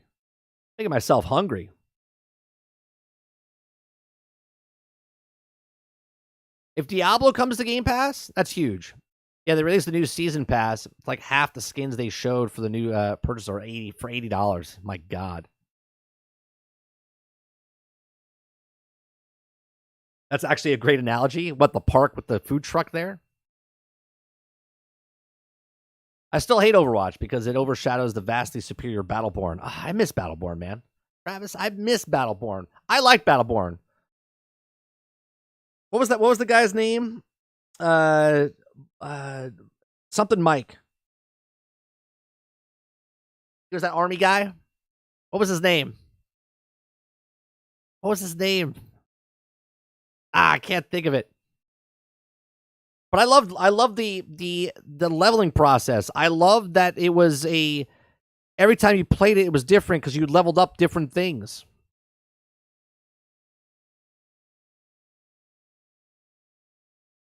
But I played a predecessor now for the MOBA feel. Battleborn was I thought Battleborn was a great game, but it sucked. It was brutal, man. It did not respect the player's time at all. If you died, you didn't get any experience. Oscar Mike, thank you. That's what it was. No, I don't play any horror games. Horror games to me are a waste of my time. I'll tell you what. I might play a horror game if it's on Game Pass. They're all pretty just subpar for me. I think the last game I played with horror elements was Dead Space. Oxenfree, but that's not really like a scary horror. That's more like trippy psychological stuff.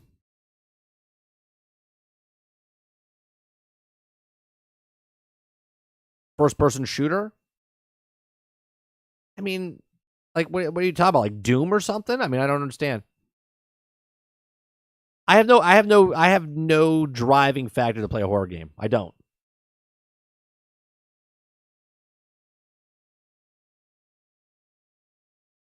And Evil Within is on Game Pass. Time to stream. Can't wait for Dead Space Remake. See, I'm not going to play it. I played it before. I have memories of Dead Space that I don't want to change. I don't want to change. I just want to play. I want to go play a different game. Dead Space had my time. Now I want to play a different game.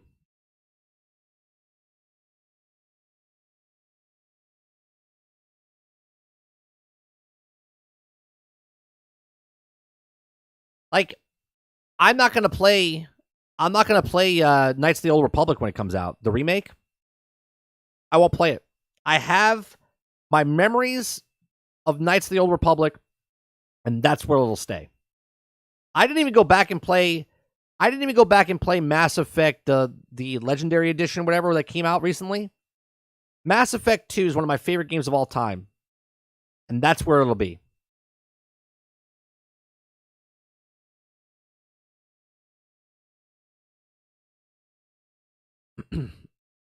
No, never played Metro. I think I downloaded Metro at one point, but I never played it. Thanks, Game Pass.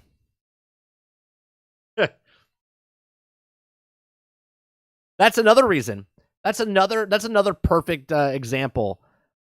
Game Pass, when you have something that you can get for such a cheap price, like if I sell I buy, okay, I buy a boxed wine, okay?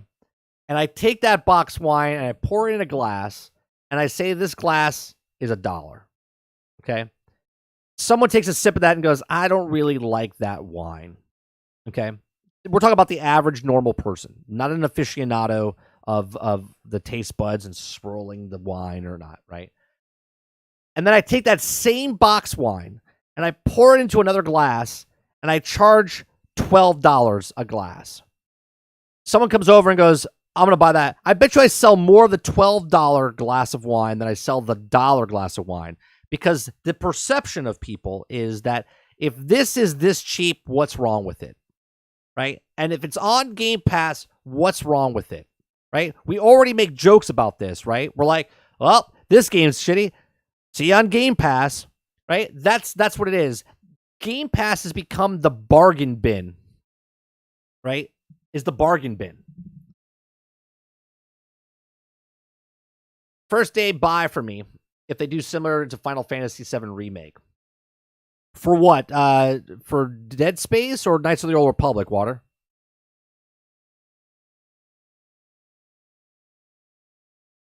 So I'm guessing you didn't play Final Fantasy VII Remake. No. You got to make that Game Pass stinger 30. I did. You know what? Hold on. I'm not done with it yet. I'm not done with it yet, Big. I'm not really too happy with it. Let me see if I did I export it? I don't think I exported it. Let me see. I don't. Oh, I did. Right. This is what it is. I'm still working on it. I gotta make some things, but that's what it's gonna be. Right? There's gonna be some sound effects to it. Game Pass. I'm still working on it.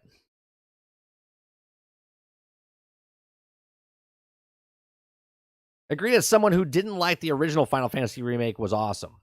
I met with the Game Pass. I would have never played Plague's Tale games, Vampire Survivor, Battlefield, more sports game, etc. Sure.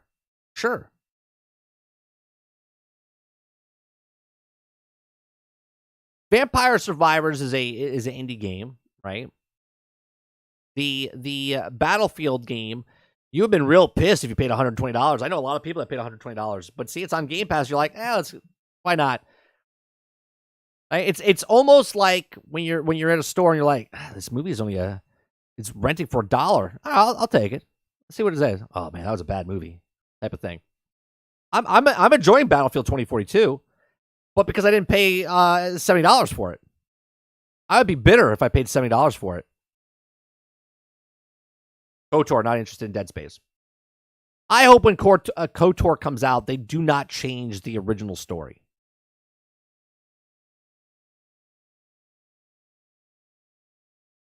I want Smash TV Unreal Engine 5. I said that the other day while we were playing Division. I was like, man, I would love to see a Smash TV remake.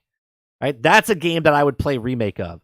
Completely change it up from the top-down Smash TV perspective to like a Division. Hell, I'll even take like a Doom first-person aspect of Smash TV. You make it 4-player co-op. That would be badass. Maybe, can I get that? I'll purchase that. I'll make Smash TV the video game remake. Man, Blockbuster was the greatest back in the day. Game Pass is the video game version of Blockbuster. Yeah. And where's Blockbuster now? You never thought when Blockbuster was there it was going to go away, right? You're like, man, these VHS tapes are amazing.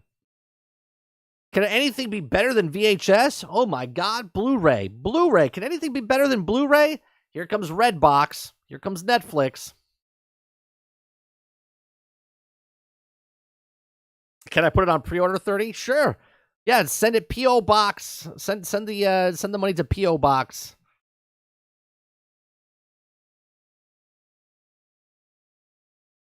Blockbuster on Friday night was the best place to be. That's right. Even with the shitty smelling carpet in there, that smelt like a wet dog, and the thousands and thousands of really bad movies that you didn't care about. You were only there for the new releases, and you had to fight for them because they only had maybe like 10 of the brand new ones, right? It's all nostalgic. I hereby put you in charge of Smash TV remake. I wonder how much would that cost? Let's see.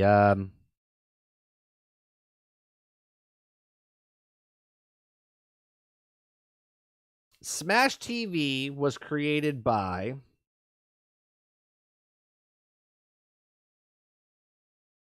Acclaim Studios, William Entertainment.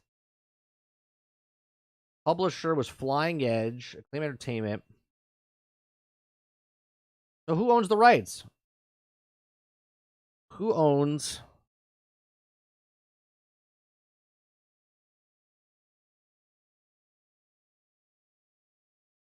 Publishers? Williams, designer, programmer, artist. Smash is an American musical drama. No, that's not it.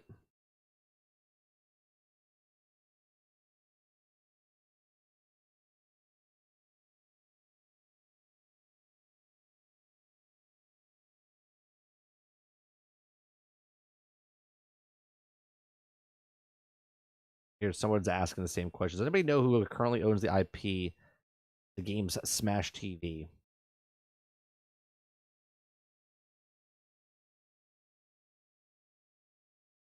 Williams still has the rights to some products, even though the company isn't around. I had to order some spare parts from from about 2 to 3 years ago, and a fixed couple of older boards. Actually, great customer support. Huh. I wonder if we could get the rights and how much that would cost. Right? You do something where the rights of the game is owned by the people. That'd be interesting. Like it's funded and owned by the people that want to buy and play the game.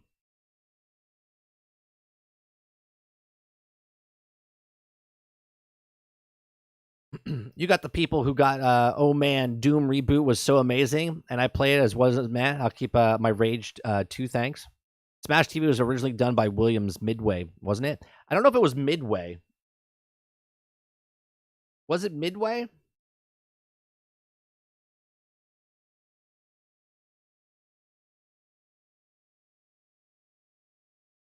Oh, Arcade System was Midway. Yeah, the arcade system was Midway. You're correct about that. Smash TV is a 1990 arcade video game created by Eugene Jarvis and Mark Termel for Williams Electronic Games. It's a dual-stick shooter in which the game 1982's Robotron 2084. We're almost there. The Super NES, Genesis, Master System, and the Game Gear versions. Super Smash TV. And this game right here,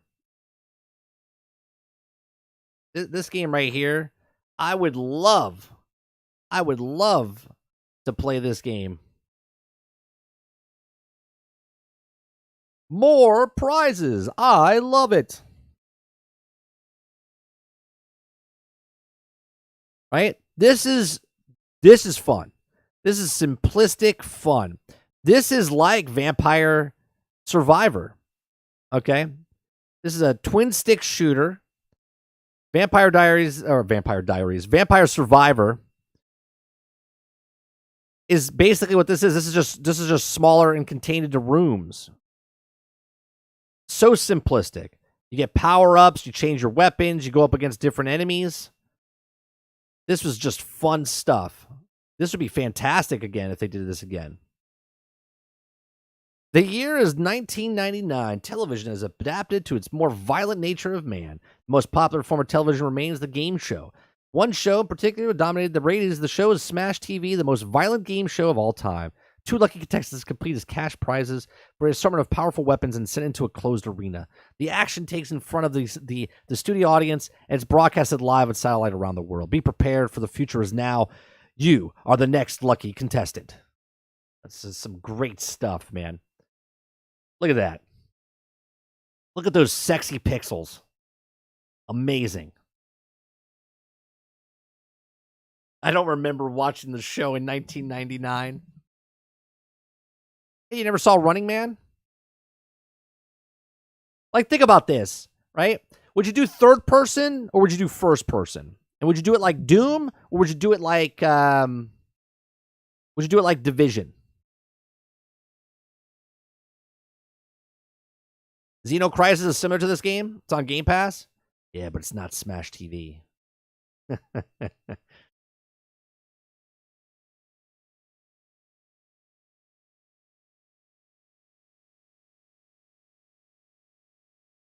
You have different procedurally generated maps.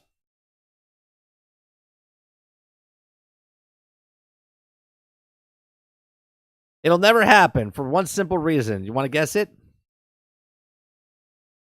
Because it's a good game. Is that why? It's a good game. That's why they would never do it.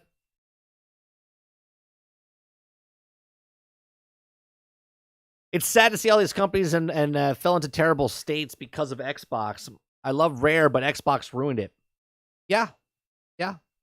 There's a lot of game companies, but let's be honest here. There's other companies from around the world for other business, other publishers like Xbox, like EA. They're all like Unicron. Unicron goes around and eats up companies and then spits them out. Okay. The companies, the bigger they get, the more they have to take in because they have to constantly make money, right? To survive, they have to grow. And to grow, they have to buy other companies up, eat them up, spit out the excess, and then kind of just do the whole process over. So if they started off as 100 people as a company, they fire 20 people, they buy another company, they eat those people in, they fire those people, or keep a certain amount, the best of the group, and then now they had 200 people, and then the 200 people group has to eat another group, and then they become 300, but they lose 20, right? And they constantly have to make money. They have to constantly keep producing stuff, and if they can't produce it, they have to purchase it. See, this is why people think, oh, Sony's so good. Sony is literally 1/10 of what Microsoft is as a company, right? They're a big company, but they're like, here's an analogy. Microsoft is the franchise owner, and Sony is the player that plays for them in a sporting event. You know what I'm saying? Like, NBA players are really rich, right? But the owner of the company is uber rich. Okay, that's the difference between Microsoft and Sony. If Sony was as big as Microsoft, they would do the exact same thing. The exact same thing. Because when you're a $1 trillion company, you gotta keep growing.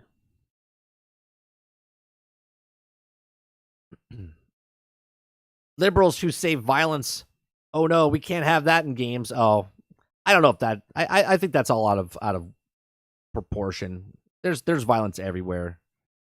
Always has been, always will be. You're telling me no liberal ever watches a boxing match or an MMA fight or any other kind of stuff? Come on. In today's world, they would replace the show host with a gay guy in love with a purple dinosaur named Terry. Good old Terry.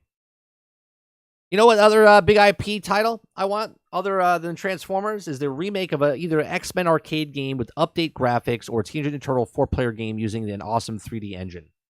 I guarantee you're going to see that that X-Men game from the same company that made the Turtle game. I guarantee you they're going to be working on the X-Men game next.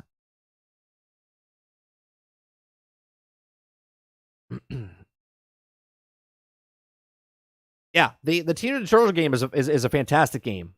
Shredder's Revenge, I guarantee you that company makes the X-Men game next. And I did buy that game. Even though it's on Game Pass, I bought it.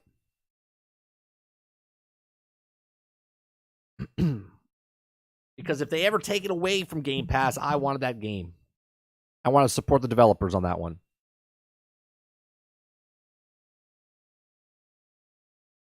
I bet you a lot more people didn't buy it. I bet you a lot of people didn't buy it.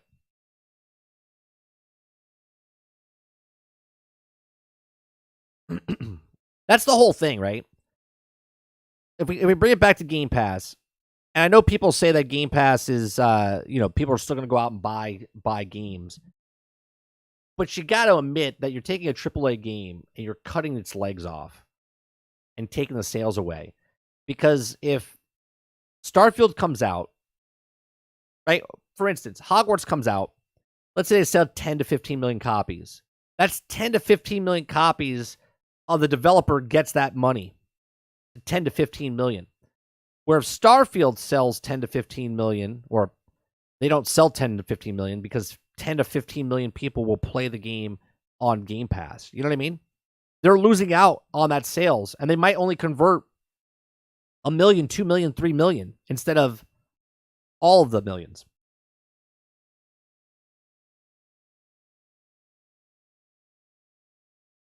I got a 10% discount for having Game Pass too. All of my girls playing it the game, and then you get a discount. You got a discount. Is it 10%? I thought it was longer, higher than that. Isn't it? That was 15 or 20, isn't it? I guess it's different for every game. I'm scared of how they're going to ruin it. I was going to originally, but my excitement overcame me, and I got it on Game Pass. But that's not, we're not blaming you, Nostalgic. That's what most people should do. If you have Game Pass, why would you buy the game, right? Now, obviously, Teenage Mutant Turtles, I bought it twice. I have it for the Xbox, and I have it for the Switch, because obviously the Switch is a good console to have it on, right? That game screams the Switch, okay? But for the most part, my fandom is the reason I bought Teenage Mutant Turtles, but it also wasn't $70. You know what I mean? So I think it was $30, or it was on sale for $20. I forget what it was, right? But I my nostalgia of that game is what purchased it for me. There are going to be people that are fans of Starfield or Bethesda or Todd Howard or whatever, and they're going to buy that game, but that percentage is so small for a AAA game, you know?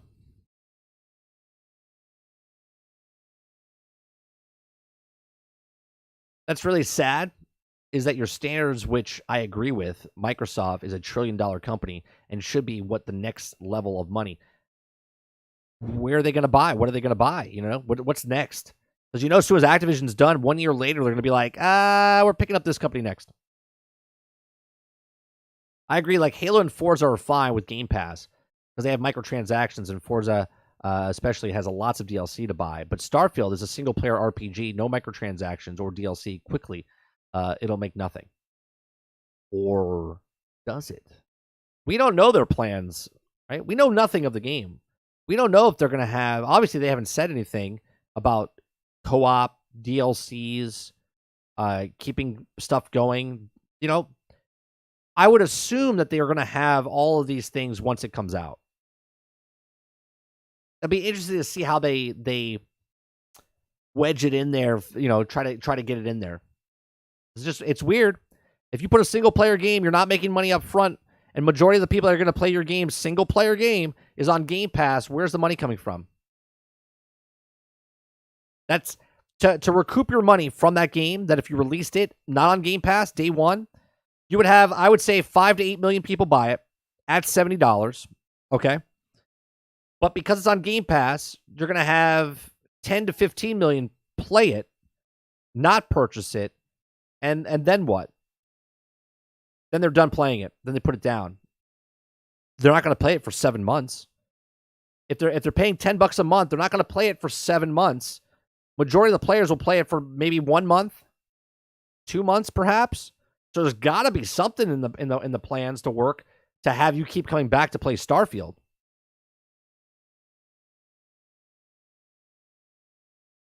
I hope it has DLC. I'll buy all of it. But micros, I don't know. I feel people would be pissed if they lock great armor and ships mods behind paywalls. And I'm trying to think. I mean, when I saw that ship customization, I was like, oh, maybe you find the pieces in the game, but to colorize it and to make it look the way you want to look, I think that's microtransactions.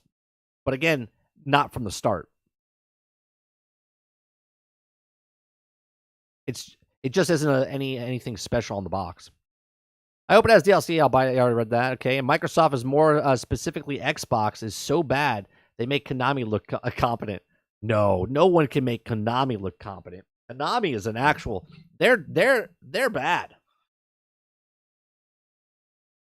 Man, I don't think Ty would be cool with that. You don't think Ty would be cool with what? Microtransactions? Tony, he's the one that put horse armor. He'll argue if he was the first or not to do it. He's like, okay with horse armor.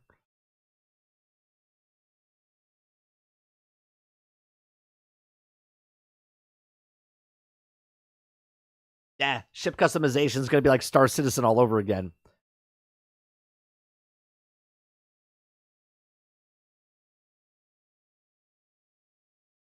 Oh, did I not? Oh, I missed your thing. I was going to get the Cowabunga collection, but they only had the game, not the case. Same thing for the Frontiers, except I bought it because in case it's not as good.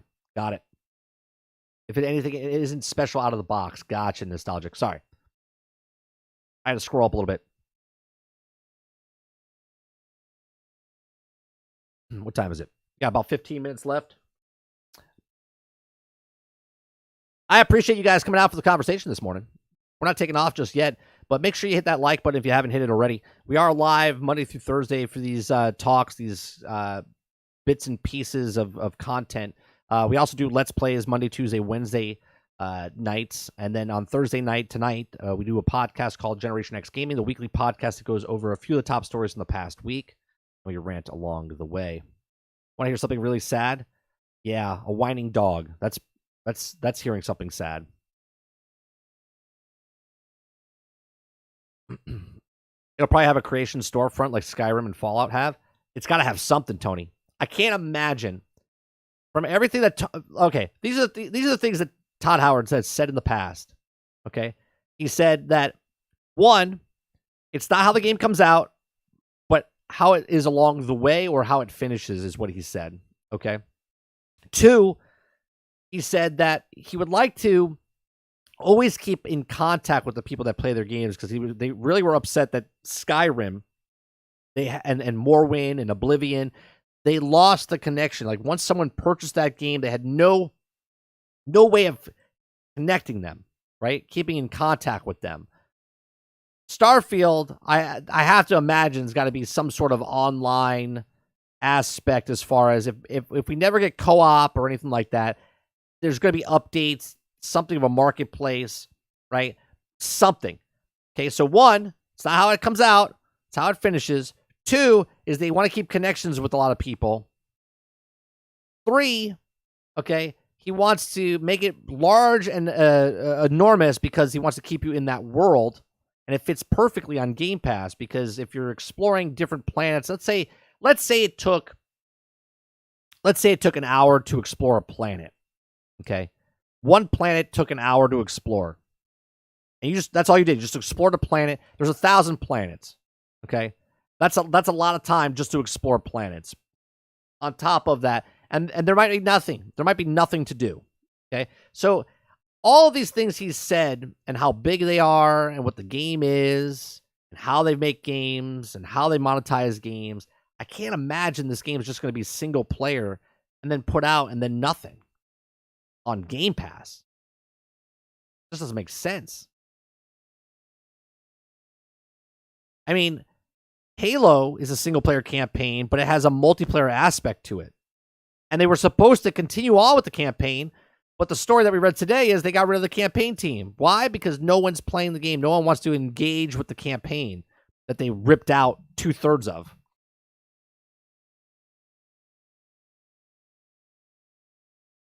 Starfield is an ashes of creation of consoles. I mean, let's just call Starfield what it is, a poor man's No Man's Sky. I don't know if that's... I'm going to push back a little bit there. I don't know if it's a poor man's No Man's Sky. Because No Man's Sky was a poor No Man's Sky. When No Man's Sky came out, I played it. I owned it. There was nothing to fucking do. There was nothing. Nothing to do in that game.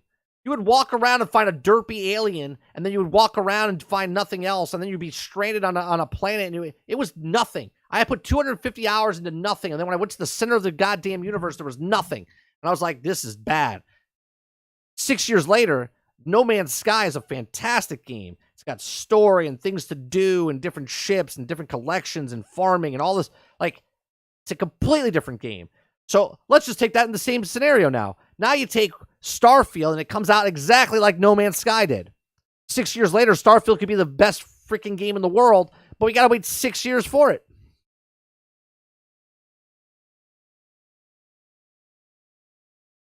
And Starfield will be great.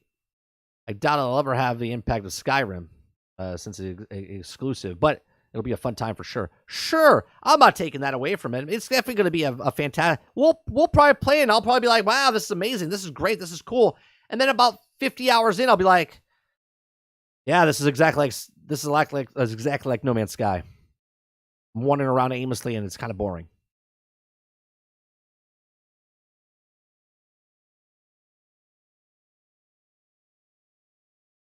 All they need now is to add the ability to use lightsabers and the Force.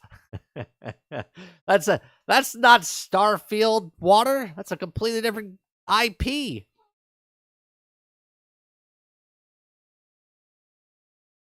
It'll be crap 6 years from now. I like Bethesda games. I've liked Fallout 3, Fallout 4. I love Skyrim. I played Oblivion. I love their games, man. It was funny because the younger I was and the little glitches and stuff, it was like little charming stuff. Then you got the second game and it kind of grew a little bit more. You were mad at them and it grew more and more and more. At this point, they're like, we're old and we're kind of skewed, but I think they make good games. I do. And again, they made all these great games, and then Fallout 76 was like not a good game when it came out. It's good now, lots of stuff. But the whole company is judged on their last game, not what the repertoire of games that they've made before.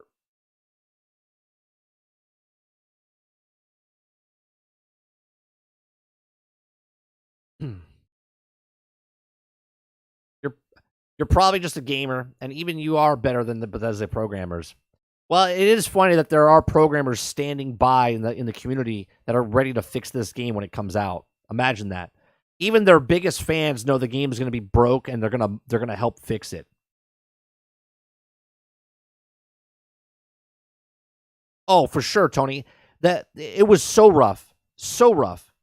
At one point, it was literally broke to unplayable.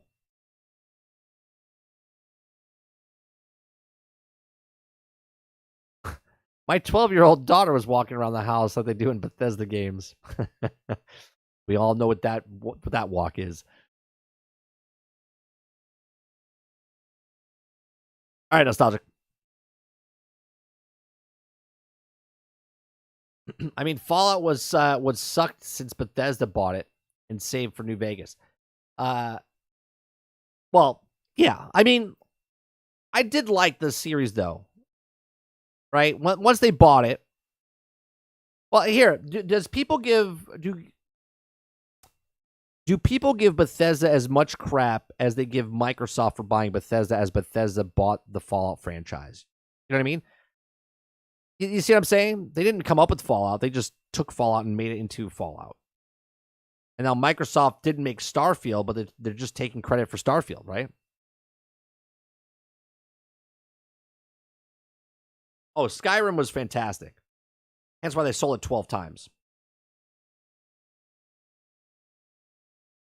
And Obsidian made New Vegas, and New Vegas was really good, but holy Christ, it was glitchy.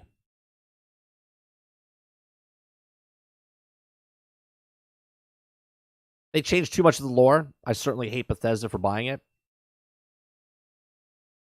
Right, but I think you fall in Bethesda, Travis. I think you fall into the minority, right? A lot of people don't even know that Bethesda didn't even make Fallout. You know what I'm saying?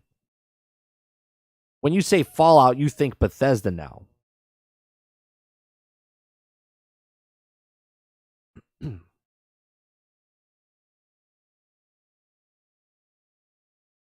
You see what I'm saying? I think a lot of us here are. Uh, I know I'm skewed, right? I can say that I think a lot of you guys are skewed as well, right? You earn something, you spend your money on something, you get burned on that thing, and then you're like, I it puts a bad taste in your mouth. Where a brand new person comes in, they're like, dude, I'm so excited for this.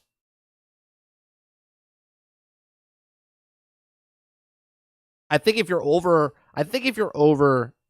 30, 35, you have a complete. I don't want to say because I know some people are younger than that, but I think the majority of people over 35 have a different perspective.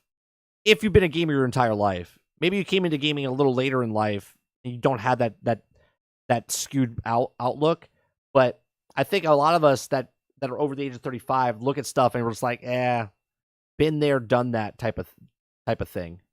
We've seen it before. We can't forget.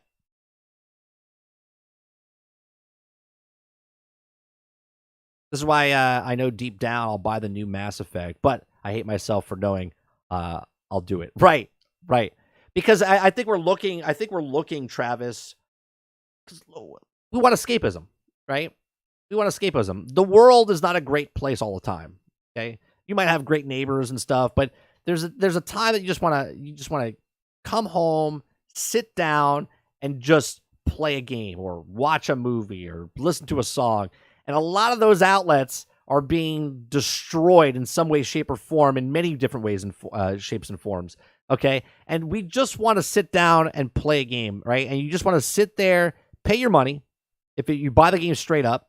And if you don't buy the game straight up, you want to sit down in your Game Pass. You're paying $10 a month or $15 a month. And you just want to turn the game on and you want the game to work, right? You want it to work because you work. And when you do stuff, people want your product to work, right?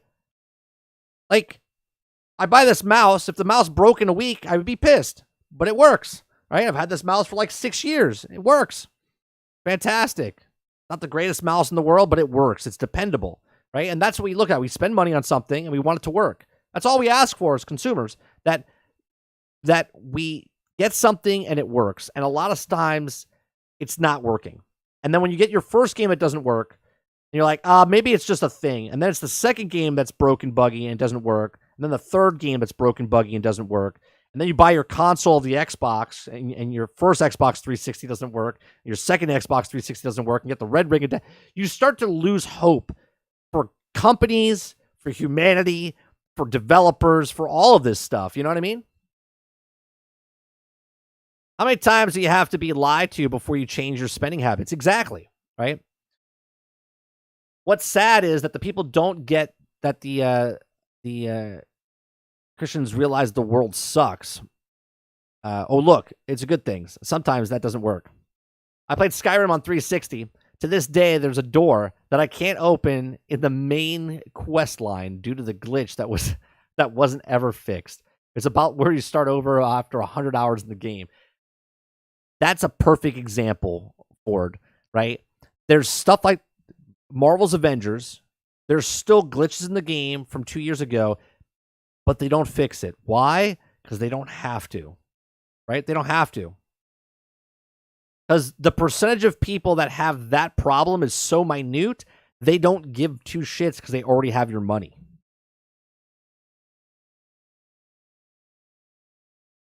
I miss those days when a bad game was just rarity, not the rule.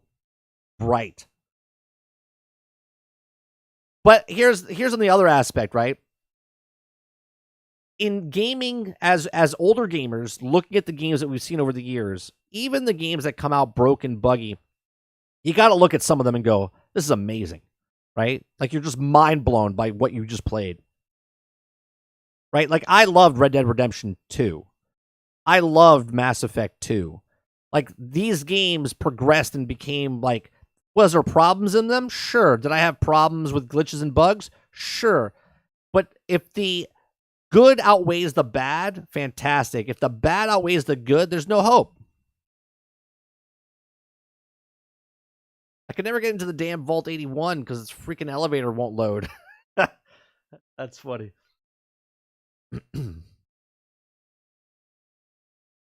I appreciate the conversation this morning, guys. I do appreciate it very much.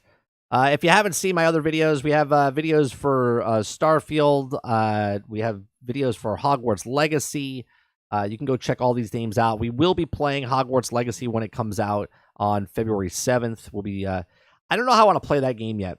I don't know if I want to go in and just kind of look around and show people things. I don't want to spoil anything for people.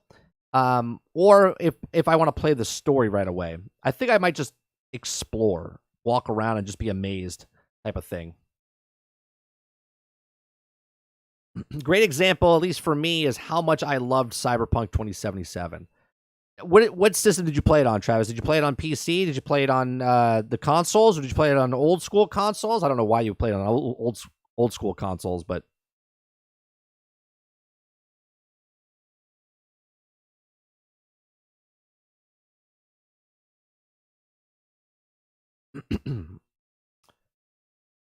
if you buy Skyrim now, JM, it's a much better game, and they've updated it, and they've done a whole bunch of stuff. I wonder, though, if that glitch is still in there. I wonder if that glitch is still in the remake or the... I wonder. All right, we're going to wrap it up here. I got to go eat lunch. Excuse me. I got to go eat lunch and then pick up my son. I do appreciate you guys coming out. If you like these type of conversations, if you like these type of streams, I'm adjusting and adapting to different things on this channel. So if you guys have any feedback, you can go to our Discord. There's a feedback section. You can give me your feedback there, good or bad. Feedback is great because it becomes, more of a talking point of, you guys are watching. And if you guys like or don't like something that I'm doing, doesn't mean I'm going to change it, but I'll listen and I'll adjust or try to do something a little different. So I do appreciate you very much for coming out and hanging out with us this morning. We're here live Monday through Thursday from 10 o'clock in the morning till noon Eastern time. We do Let's Plays in the evenings, Monday through Wednesdays, 8 o'clock Eastern. And we also do a podcast, which is tonight, Thursday nights, Generation X Gaming, which is a weekly podcast that goes over a few of the top stories in the past week, and we rant along the way. So I do appreciate, again, you guys coming out. JM says, I've been tempted to download it on Game Pass, but I thought reloading it, all of that again, is a turnoff. I hear you. I know exactly what you mean. So you guys have a good one. I'll see you guys later. Peace. Tonight, 8 p.m. 8 p.m., come back for the podcast with me and Sarge tonight. We'll have lots of other stories to talk about. See you guys later.